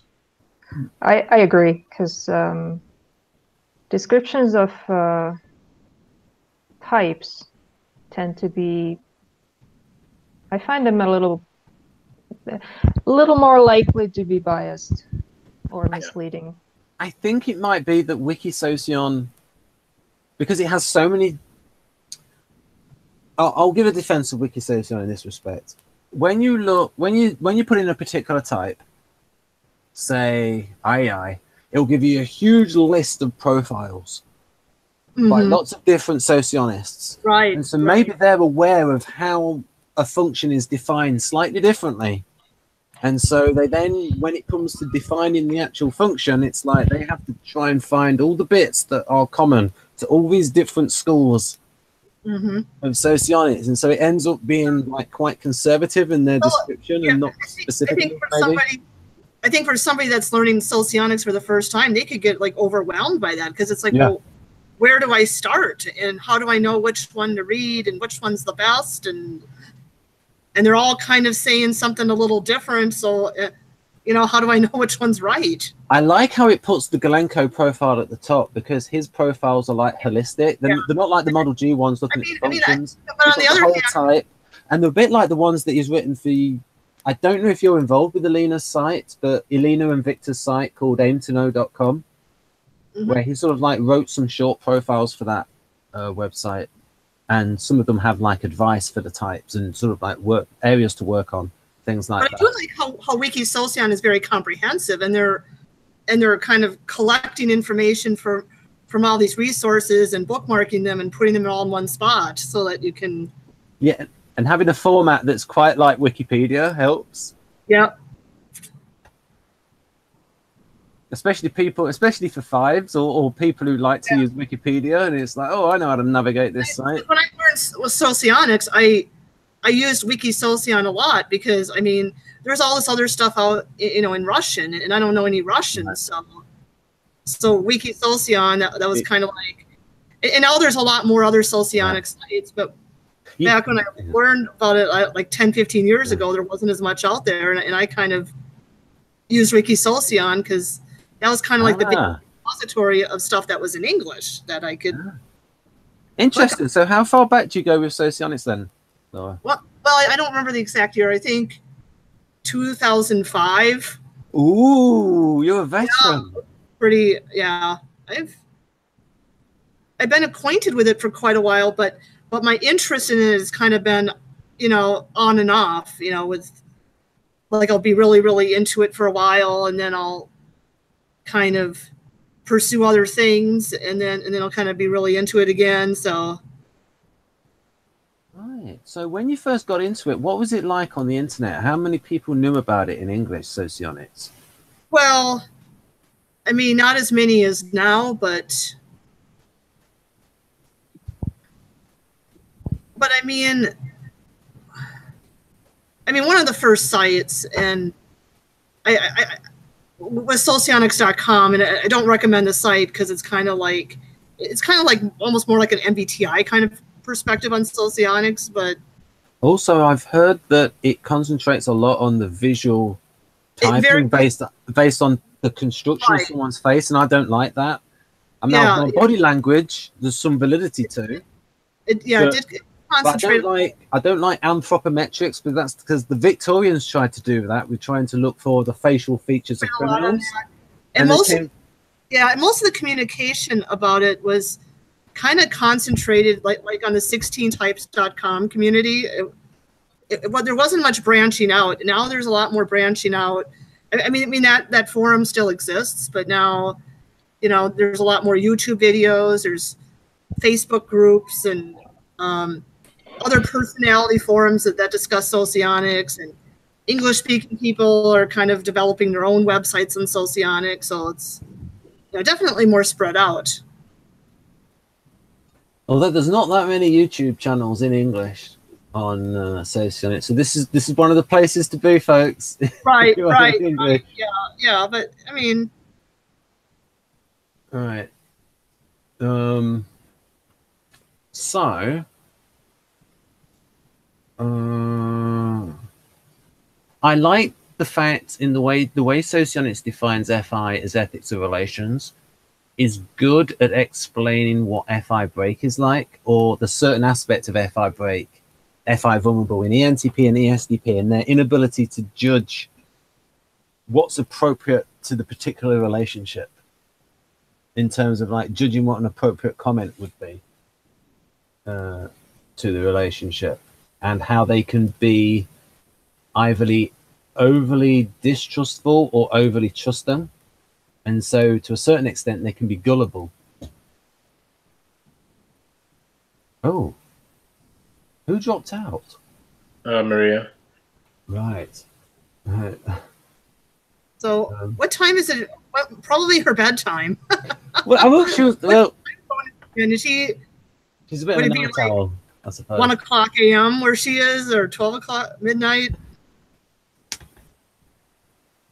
Yeah, Is you here- don't be putting ideas into her head, Laura. We want to stay a bit longer. Now we can. Okay, so I've actually learned something in this hangout about. So MBTI FI is like ethics of relations plus values. So the values aspect is built in, whereas Socionics separates it out, and so it's like something that's like a. I think it's. Sorry, can I say something? Yeah. I don't think it separates it out as such. I think it's more like it's taken for granted, like it's kind of in the background. Right. Okay. So it's almost like. Oh, that's a word. A concomitant, I suppose. Right. So. Based on this, Bradley, we can have a little preview for next time. How do you think this varies then by Enneagram style? I do think because most feeling types on the Enneagram are going to be Enneagram 2, 4, 6, or 9. Yeah. So those types are going to be more relationship focused than other types. So when they're talking about how FI types look, if they're going to be like 2 and 4, of course they're going to be a lot about emotions and relationships because that's sort of their ego about being image based is based on who they are and who they associate with. And then there's the 6 who has people to sort of believe in and rely on because they don't trust themselves to they have insecurity about like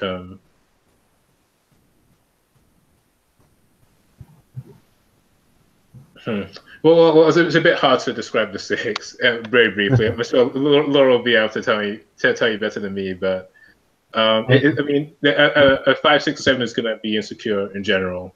But I'll just say for the audience, something I remember from a Beatrice Chestnut interview is that the 6 varies a lot by what instinct they are.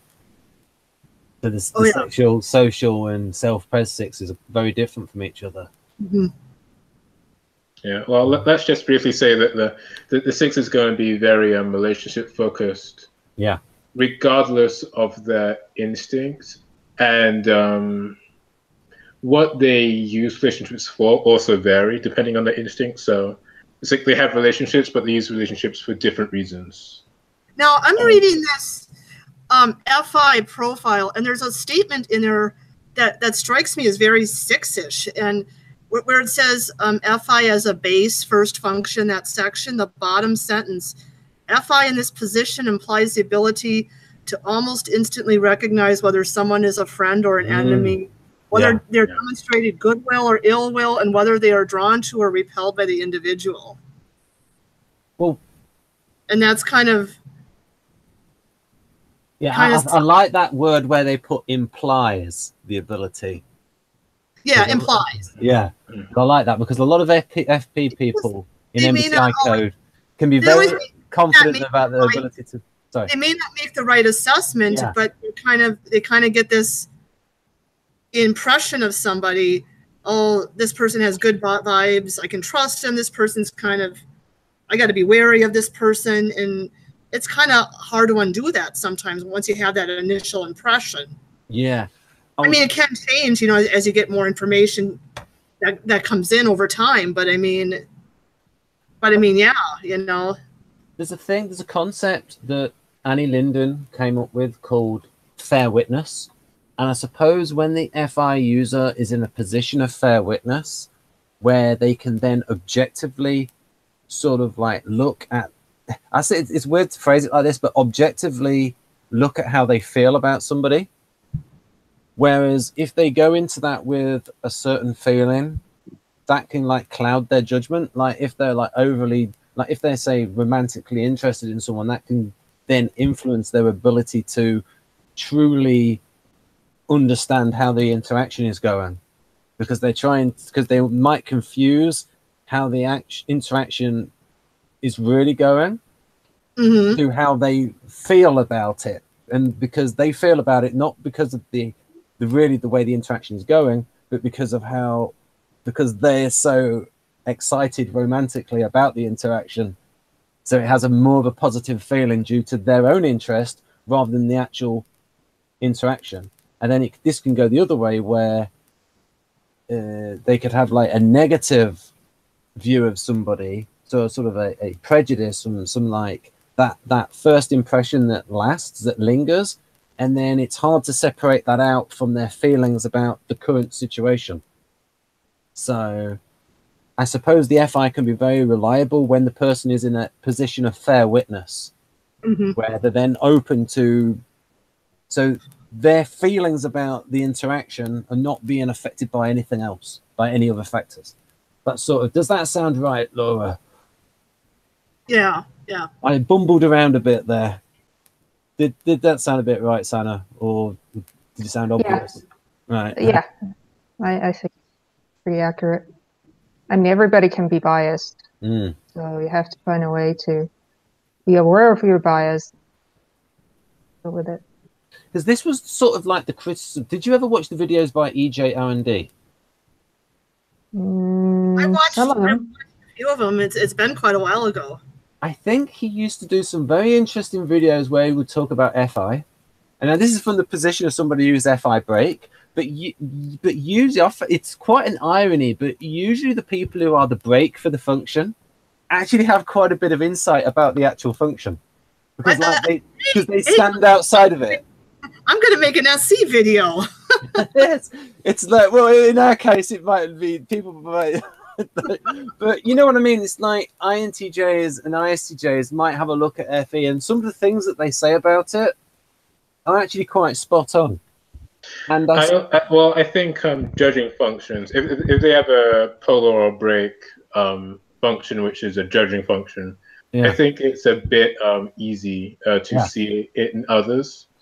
But if it's like a perceiving function, like like NE or SE or SI or NI, because it's mostly those functions are mostly action oriented. Yeah, maybe not intuition as much, but definitely the SE and SI are pretty much all action oriented. So it might be hard to describe it to someone who has it as their break function. Yeah. So what he did was EJR&D. I suppose he's like the biggest example of what an ESDP looks like in the grip of NI, where he now thinks he's a prophet and like he talks to Jesus and all these other things. So he's like really in the grip of his NI and has become like very religious. But before that, and when he did all these brilliant videos, and he was actually somebody who knew a lot about Socionics, and like and then eventually he did a series on Socionics and how he uses it and knew about it. And because he was always complaining about INFPs, he would do a lot of videos about the differences between INFJs and INFPs. And he would talk about how the introverted feeling would work. And those would be the sort of, and he would say things like, the INFPs have a tendency to project. And that's sort of like what I was getting at, where they project their own feelings into the interaction. And so I suppose the ones, the FPs that are more developed, they're able to like split out their own feelings about it because it's more sophisticated use of introverted feeling. Yeah, so he would always go on about that. And then he'd also say things like INFPs live in their witch's hut. And because somebody did a compilation video of EJR&D. Right, I don't know why I brought that up.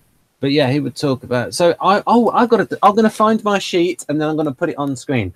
I did my sheet of the positives and negatives of FI in terms of like the things that it's associated with that are really good, and then the sort of like the downsides to FI.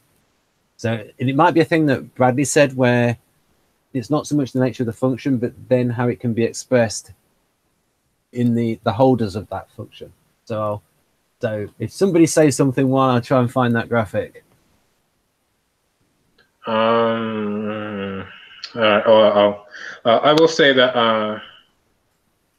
Can you? Okay, so you're looking for the graphic now. Yeah.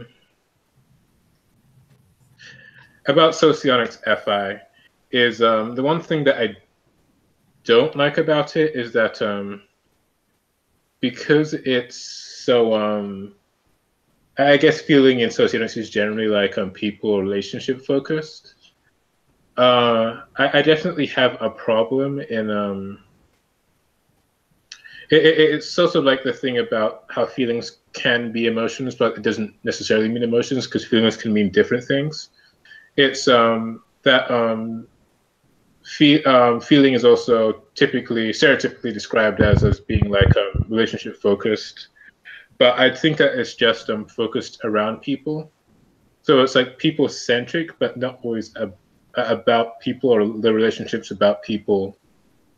The relationships that you have with people in and of themselves. So it's one of those things where I think FI involves relationships, but it's not necessarily about relationships. Right. So on here, I have made a terrible typo in one of the words. So this is me trying to like paint it in broad strokes, and I think there are a lot of bad. Yeah, FI polar is bad. I've always complained about it. So what I'm sort of saying there is FI must be useful because when it's not there, it's a big problem. Now, is that written by an FI polar, or is that? No. What I'm sort of saying is like when you take the ingredient out, or when the ingredient is really lacking, then the result of that is so it's almost like if you've got a robot that you've made. And you take the FI out, and then it acts like an ENTP or an ESTP. It's like, oh, I better put that component back in. That was a really useful component. Yeah, I mean, I think I agree with that. Well, the people who seem to get into trouble with their polar function, I think, EXTPs tend to be very high on that list. Yeah. Of seeing what it's like when a function is deficient. Like their behavior impacts them more, whereas I don't know with SE polar, it seems kind of more like they're more getting in trouble because they're not taking action, maybe, or it's kind of more hurting themselves, I guess. Whereas I don't know. Yeah, because EPs in general are like very, very active. Yeah. Regardless of whether like NE or SE dominance, it's like because they're so active and they're always doing something to draw attention to themselves. That the FI polar really does come out because it's like they don't stop they don't slow down to think. They're just constantly doing.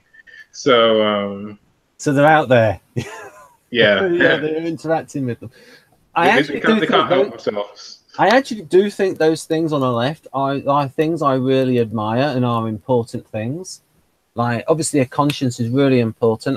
So these are things that I value myself. It's not like these. What I mean is like I think these are really important things: sensitivity and conscience, and empathy, definitely. And using it in arts, especially it's like in characterization, and like the ability to put yourself in somebody else's shoes.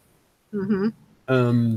Now, some of this, I'm just thinking about the Enneagram. I mean, some of this seems Enneagram 1-ish, like the might be me. Like I'm gonna act according to my conscience. Yeah.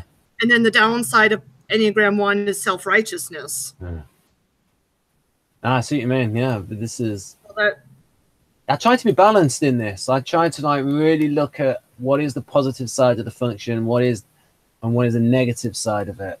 Okay, oversensitive, less healthy side of Enneagram 4. Downside, self-centered, all about how things make them personally feel. Enneagram 4 again. And what other people might say, subjective emo.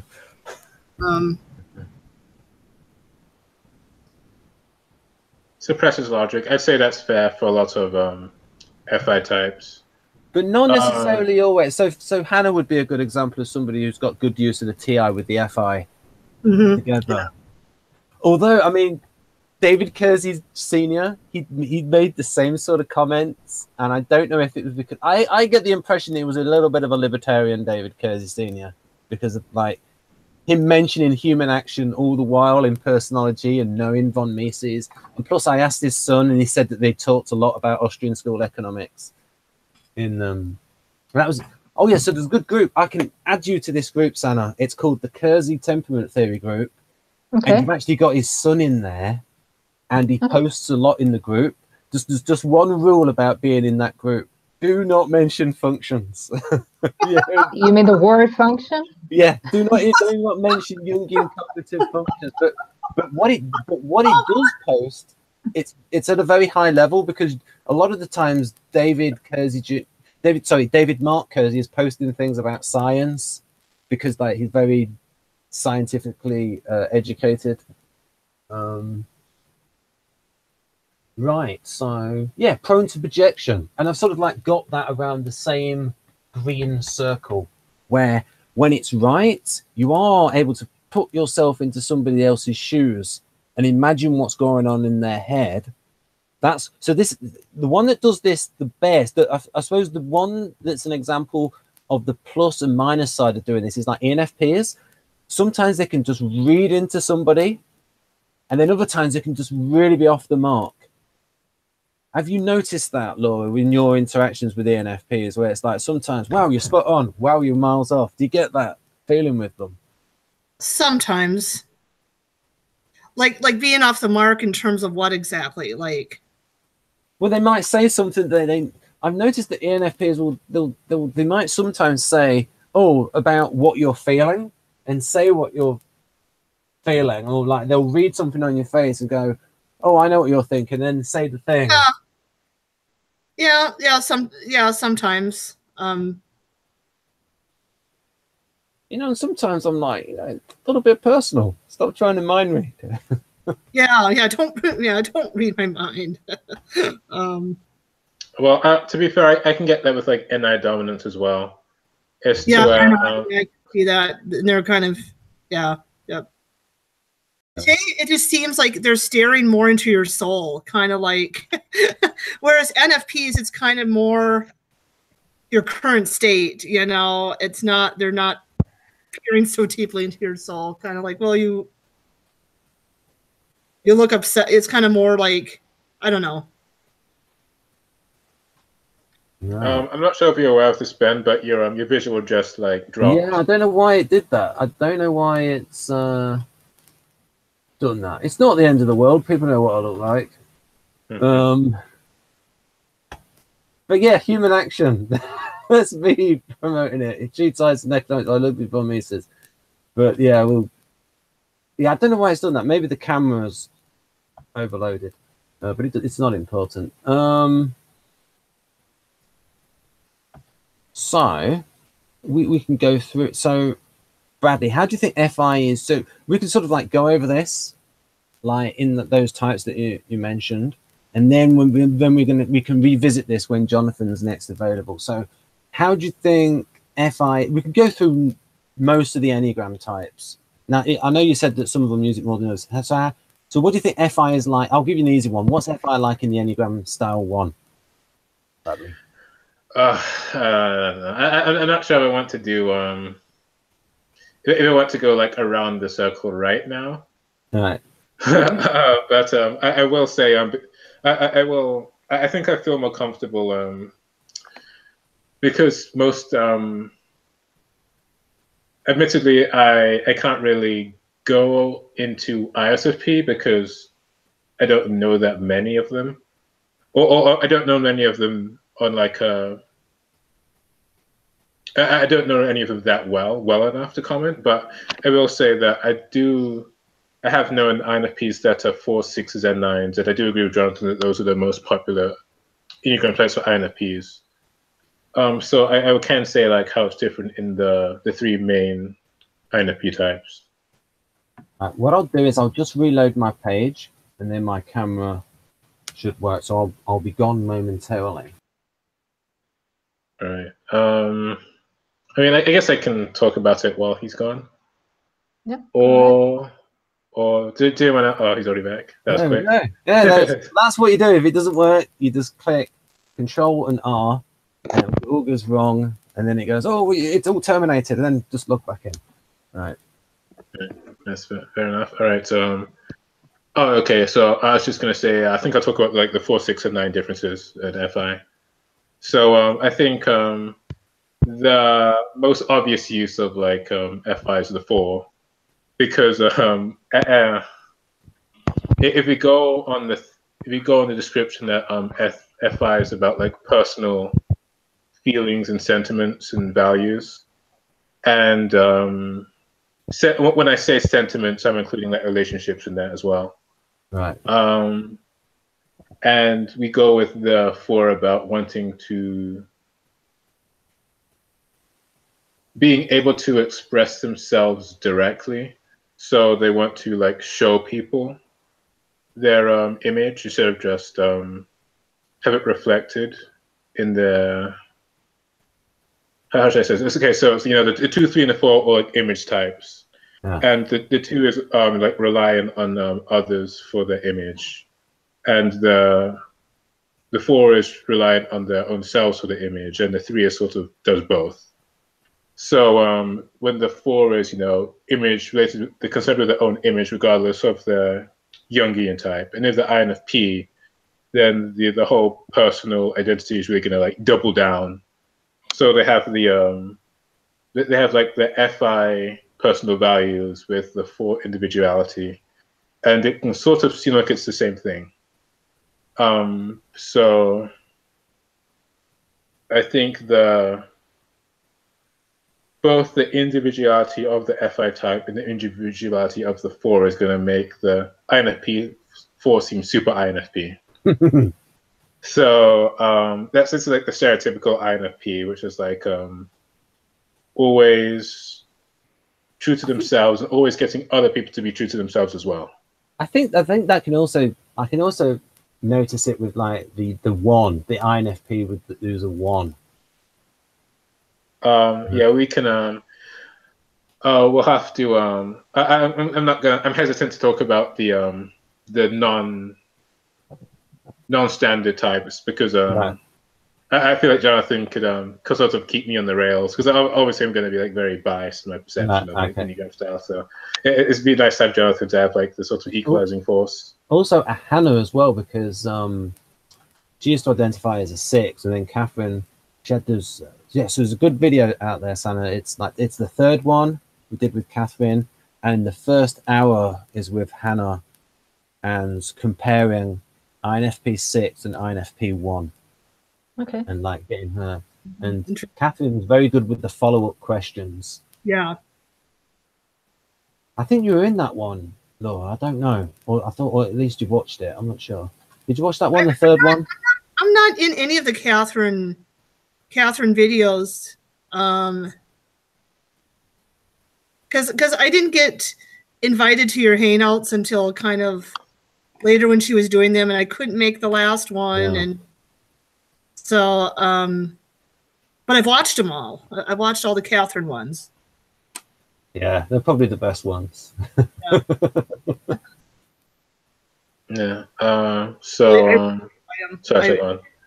Really good information. Yeah, there's definitely in each and every one of them that's really good information. So yeah, so the INFP 4 is sort of like the stereotypical INFP and the one everyone thinks about when they do anything. When they mention INFP, it's like the one that comes up. Yeah. And the one that's more readily stereotyped. And then there's the 9, which is going to look almost. I mean, you did say that you had reservations about INFPs and if they could be 9s or not, and I do say compared to like how the stereotypical INFP 4 is, the INFP 9, it looks very, very different. What I sort of compare it to is whether an INFP can be a particular profile, because now I'm aware that the profiles are written differently. It's like what I used to think about ESTP as an 8s because of the way Naranjo wrote the profile. So it's I sort of look at it as, well, a type cannot resemble this particular profile, because I realize that Enneagram can vary because it is about the inside of people and their motivations, that it's the influence of the author is very important on the profiles. Well, I kind of think any Socionics or MBTI type could be any Enneagram type, but some combinations are going to be a lot more likely than others. Yeah. Like, I don't think you're going to see too many INFP 8s, but I don't think it's impossible either. Right. Yeah, I think they could be social 8s because the Naranjos and instinctual variants, the one thing that's very, very good about them is that the counter types look like different types entirely. Yeah, So, and social 8 is the counter type of 8, so they're not quite as they don't seem quite as aggressive as the other two variants. They're a little more moderated. Right, it's like aggression in the service of other people. So it's like it's very aggressive too, basically. So this is like sort of like how typology people will. Oh no, I've not shown it. I had it on screen. Well, I had it on my screen. I didn't have it. I wasn't sharing it. Oh, here it is. So this is like how people can see the INFP. So this is a comedian on the Greg Gutfeld show, and I think she's spoofing the kind of INFP. Don't interrupt me. Yes. Yeah, Catherine Tim, pleasure. Your mansplanations. Oh, that's great. Everyone's warehouse. Just there's these things where she pretends to be a left winger, and it's that guy. Look, I just want to get some clothes. Oh, there. And then there was a bit where some of the things happen where NFPs and Donald Trump, and then this is a video we did where Jonathan and I, we went through the proper psychopathic scale test that's used clinically, and we went through all the questions, and we sort of measured ourselves, and we measured how we thought Donald Trump. I want to see that video. It's a good one. He was on the spectrum, but he didn't qualify as a full psychopath. Do you have the link to that video? Yeah. All you got to do is on my homepage, and lots of people should know this. Psychopathic will come up. Yeah, there's a little, but everybody should know this on YouTube. There's a little search box with a magnifying glass. They just type the thing in. Okay. I think about my titles a lot. I try to put all the keywords in the titles, and so the video should come up. If people type in ILI, all the ILI ones will come up. If people type in II, all the II ones will turn up. So yes, here you can see they react in exactly like the stereotype of the INFP or EII, where it's like, I don't need to know what his words are, baby. Look what I put there. Have an extra INFP points. His psychological type is ESTP and Enneagram 8 sex, so it's not exactly going to score. Yeah, and then they're like NPD. You have one too. I mean, I've heard Ruby Wax talk, so it's like, I mean, yeah, he's a dodgy person, but it's like they then like take that dodgy person ball and then run with it, and it's like, no, he's a complete evil narcissist. And he is a narcissist, but it's whether he's the full-blown, clinically. No, anyway, I'm getting off track. What was I going to show? I was going to show the graphic that we did. Oh yeah, this is what Santa might relate to this. This is actually quite a clever graphic, I think. It's quite witty.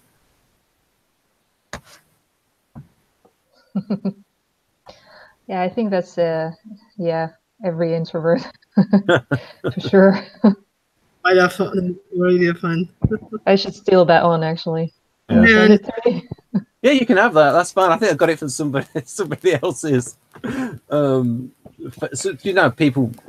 I'll see the odd good one every now and then. I'll pinch it because they probably pinched it off somebody else anyway. Where is the That's okay. There's the original. I've got so many things open that now what Now, where is the thing?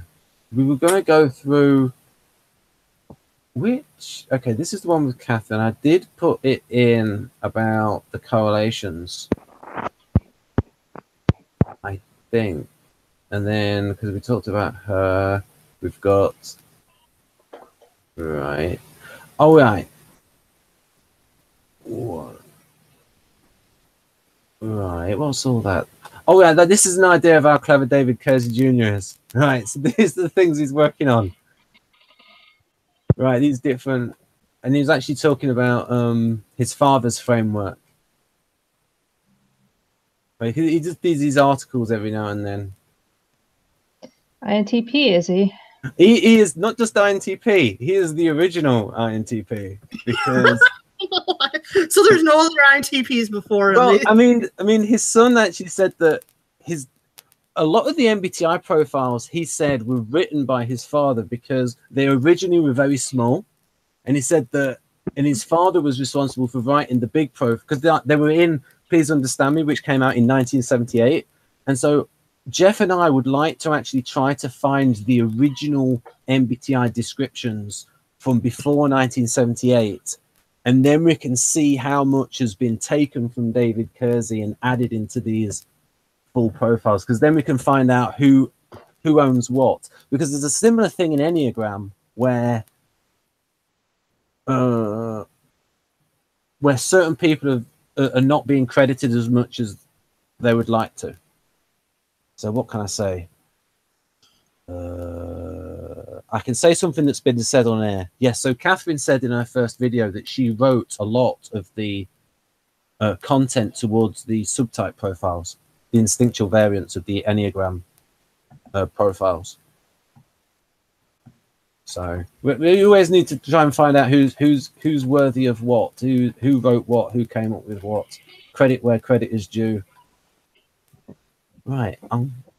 There's a particular thing I'm trying to find. What I'm going to do is, while I'm trying to find this particular thing, I'll just put a comedy brain on screen.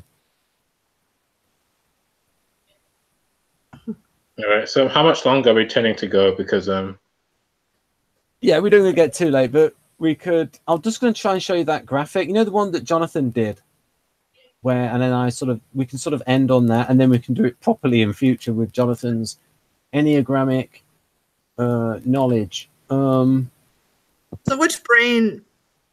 This is the ENFJ. Okay, yeah. Feeling, yeah. And the graphics. I don't know where did he vanish to? It should be in there. Copy. Oh, knowledge about how to hurt others. Ouch. That negative side of FE manipulation. Yeah. This next one is ESFJ, the jolly organizer. Go ALS. Yeah, I thought that go ALS. I thought, what does go ALS mean? Oh, it means goals. Graphic lateral something. Yeah, I initially thought, what does that mean? Go ALS.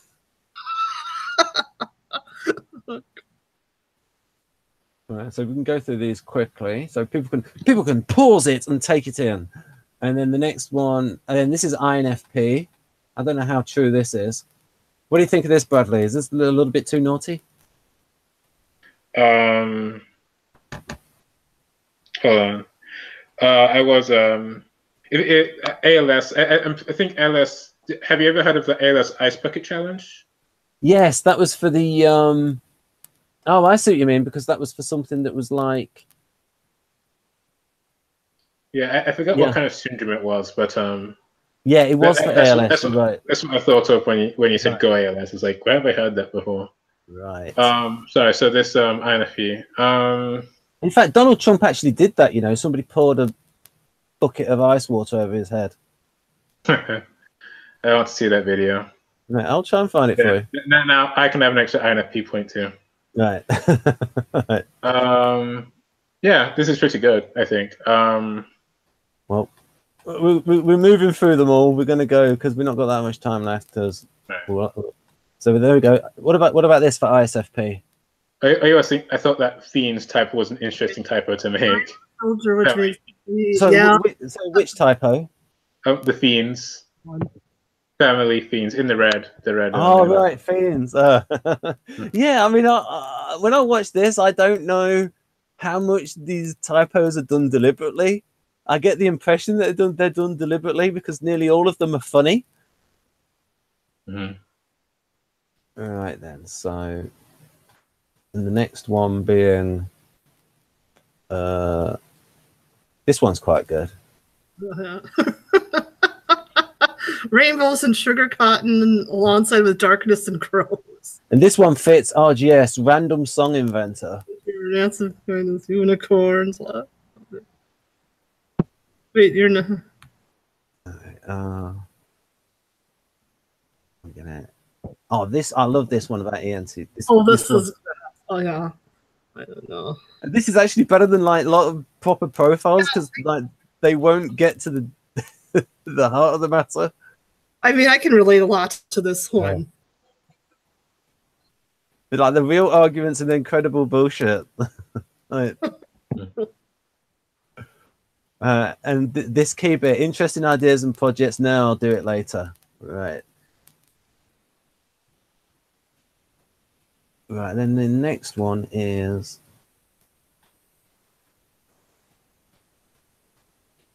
Maria didn't relate to this one, but Jonathan did. It's like, yeah, I watch television. Mm-hmm. And we got this one's good. This is INTJ. This is a really good one.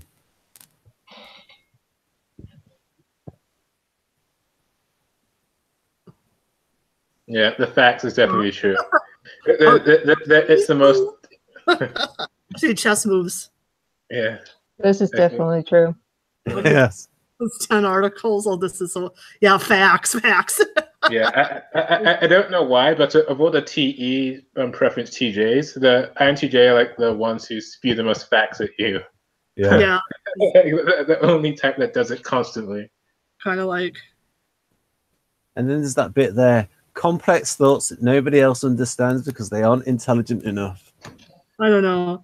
I wonder what type made these, and it's like their own view of that type. Yeah, like I tried to work that out, like do reverse Google image things. I don't know.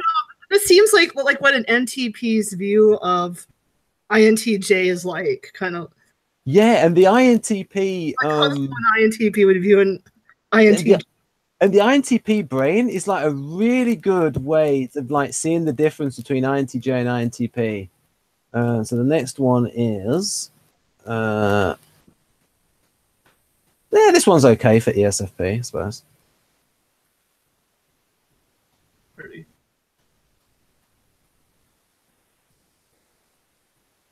It goes a bit more into the stereotype of it, but that's like the whole idea with these. Yeah, that's. Good. Alcohol. Yeah. And then we can ESTP. This one's quite good. Cars, tigers, and transformers.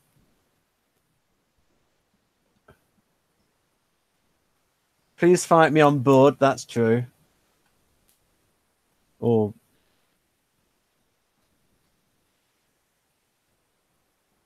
I like this bit where they've got the doubts and then they're surrounded by just do it. So it's like it does.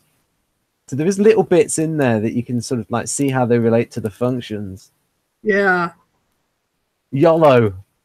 And then I realized you only live once. I hardly ever see an ESTP admitting doubts. I mean.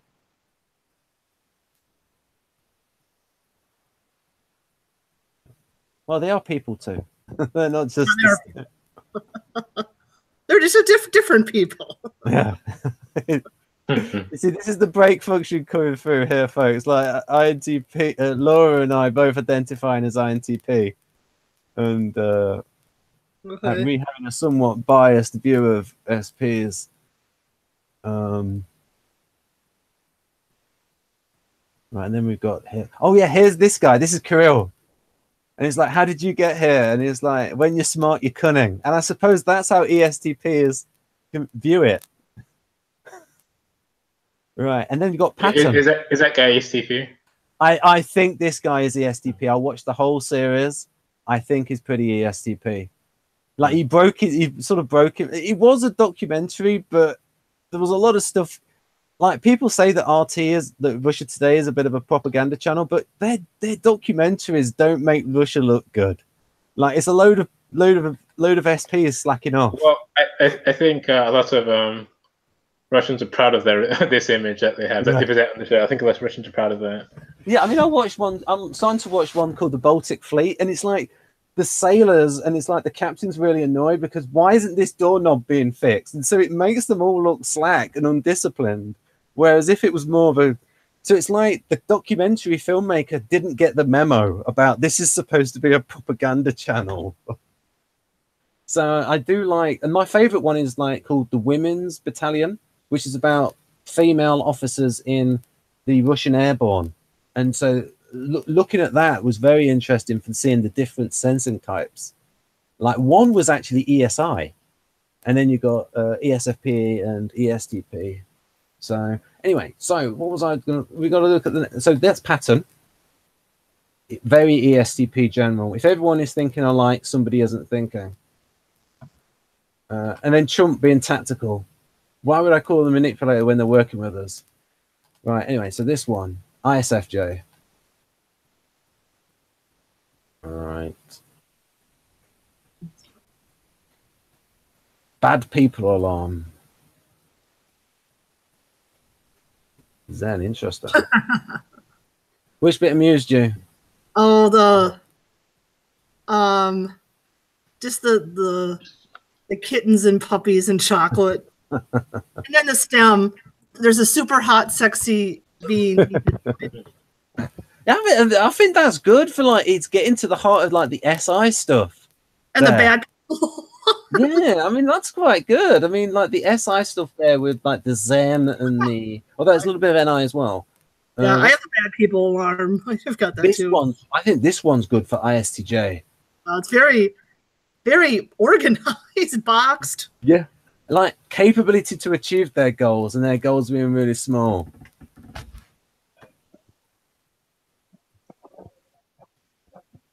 Yeah. I like that one. Oh yeah, and this sign may have been written by this person. Use the right tool for the right job in the right way. Yeah, that's and that's in India. As you can see, they're saying, and this is right, very STJ. Yeah, and then this one is probably ISFJ or ISTJ. So it just got this picker upper, and he just wants his beach clean. Okay, this is ENTJ.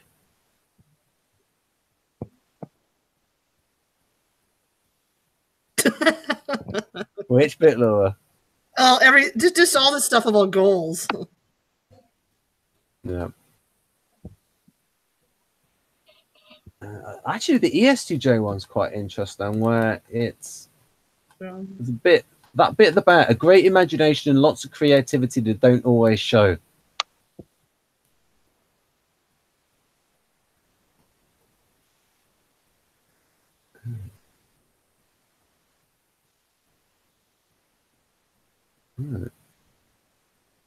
Bossism. Yeah, that's good because kind of goes away from the stereotype about ESTJs not being imaginative or creative. Yeah. And they do have tertiary NE. Yeah, and they got that strong SI working together with the NE, and as we know. What we got here? Oh, this one. You'll like this one, Laura. You'll like this.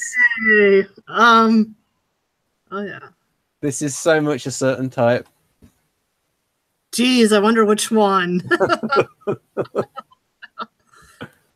I don't remember who pointed it out. It might have been you, but somebody pointed out like they like all the squares in the middle. Grammar error. The last 10 books they've read. Did they do that on purpose? Yeah, I think they did all the stuff in the middle. That's like really good. Like the bits that are organized is nice and square. But I didn't notice that originally. Just someone pointed out to me and I said, yes, you're absolutely right. I like the alarms. I think he gets it right though about this is how like the judging internally, like the LII is a judger in terms of like procedures and to organize everything they know. And Theoretical knowledge about human beings and feelings. yeah, such as this hangout, like Socionics and The last 10 books that they've read. Yeah, but even I can relate to some of this. yeah. Like the open-mindedness and extreme independence. Well, you know, part of me thinks, you know, Bradley resembles both INFP and INTP. Well, I Right. think it's that they have an INTP Enneagram type, so that's probably why. Yeah. We've got I think we've got about one more. Oh yeah, I like this one as for showing the difference between INTP and INTJ. Mm-hmm. And like this makes it so clear. Oh yeah. So that, folks, is TE. The TE with the NI, the goals and the facts. And just on the left. And also what I would say to INTP is just read Enneagram. Oh, actually, I think Enneagram 5 benefits if you know the difference between INTJs and INTPs. Mm-hmm. Because you see a lot of 5s in both types. Yeah. And so sometimes when you read a 5 profile, it's like, oh, well, that bit sounds a bit more INTJ-ish. That's a bit more INTP-ish. So it works well in combination. So it's almost like Enneagram people can learn a lot from learning about. Like INFPs who are 5s, ISTJs that are 5, ISTPs that are 5. I think I even knew an ISFJ that was a 5 and an ENTP that was a 5. I mean, yeah, Jonathan thinks that if someone's a feeler and a 5, they're more likely to be an IN type with 5 as a fix in their tri-type. We'll get onto that in a moment. The next one is ISTP. Is that about? This is David Mark Kersey Jr.'s INTP points. So this is how INTP is.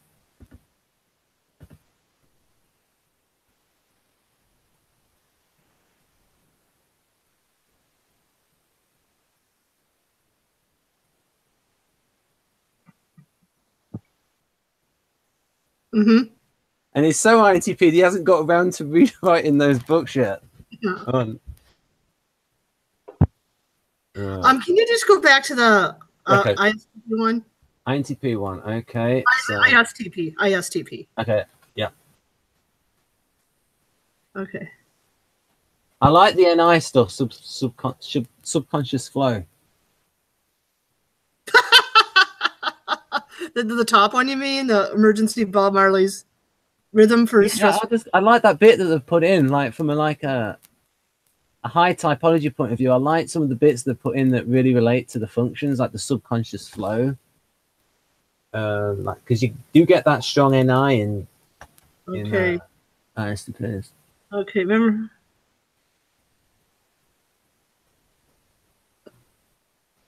Painful true storage.